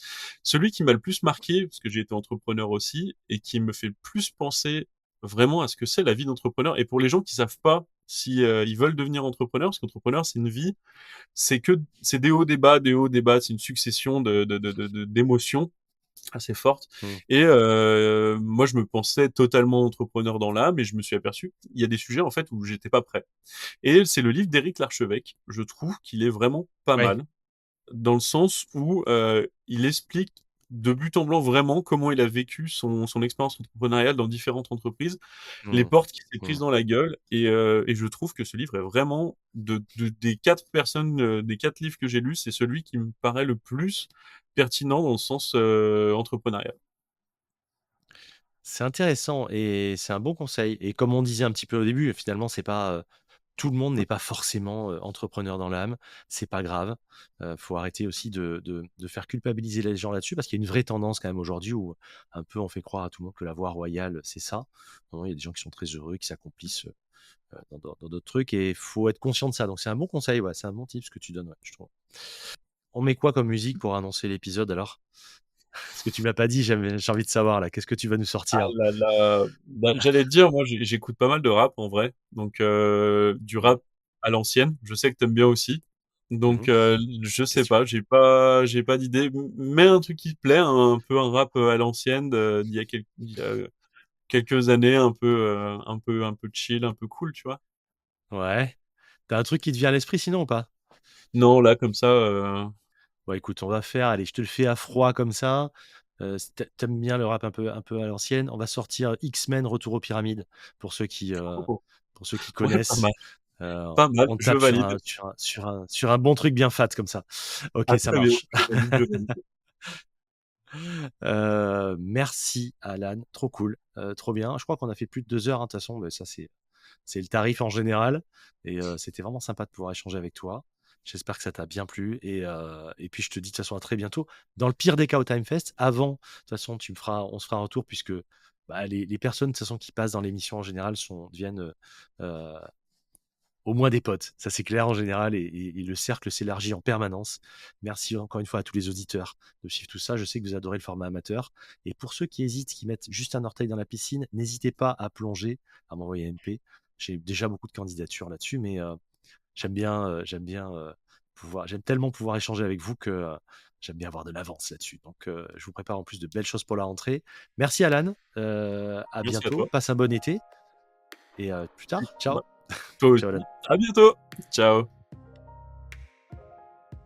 Nous arrivons à la fin de cet épisode, j'espère qu'il vous a plu. Si tel est le cas, n'hésitez pas à liker, noter, commenter et surtout n'oubliez pas de vous abonner à la chaîne YouTube pour ne rien louper des futurs épisodes que je vous prépare et qui devraient vous plaire. Comme d'habitude, vous pouvez me contacter par mail à l'adresse contact@demontrez-vous.com ou en DM via le compte Insta Démontrez-vous. Et maintenant, voici venu le temps de notre adage, mais écoutez plutôt. L'homme n'a point de port, le temps n'a point de rive. Il coule et nous passons. Lamartine. Je vous laisse méditer là-dessus, je vous dis à vendredi prochain dès 6h et surtout, portez ce que vous aimez. Ciao!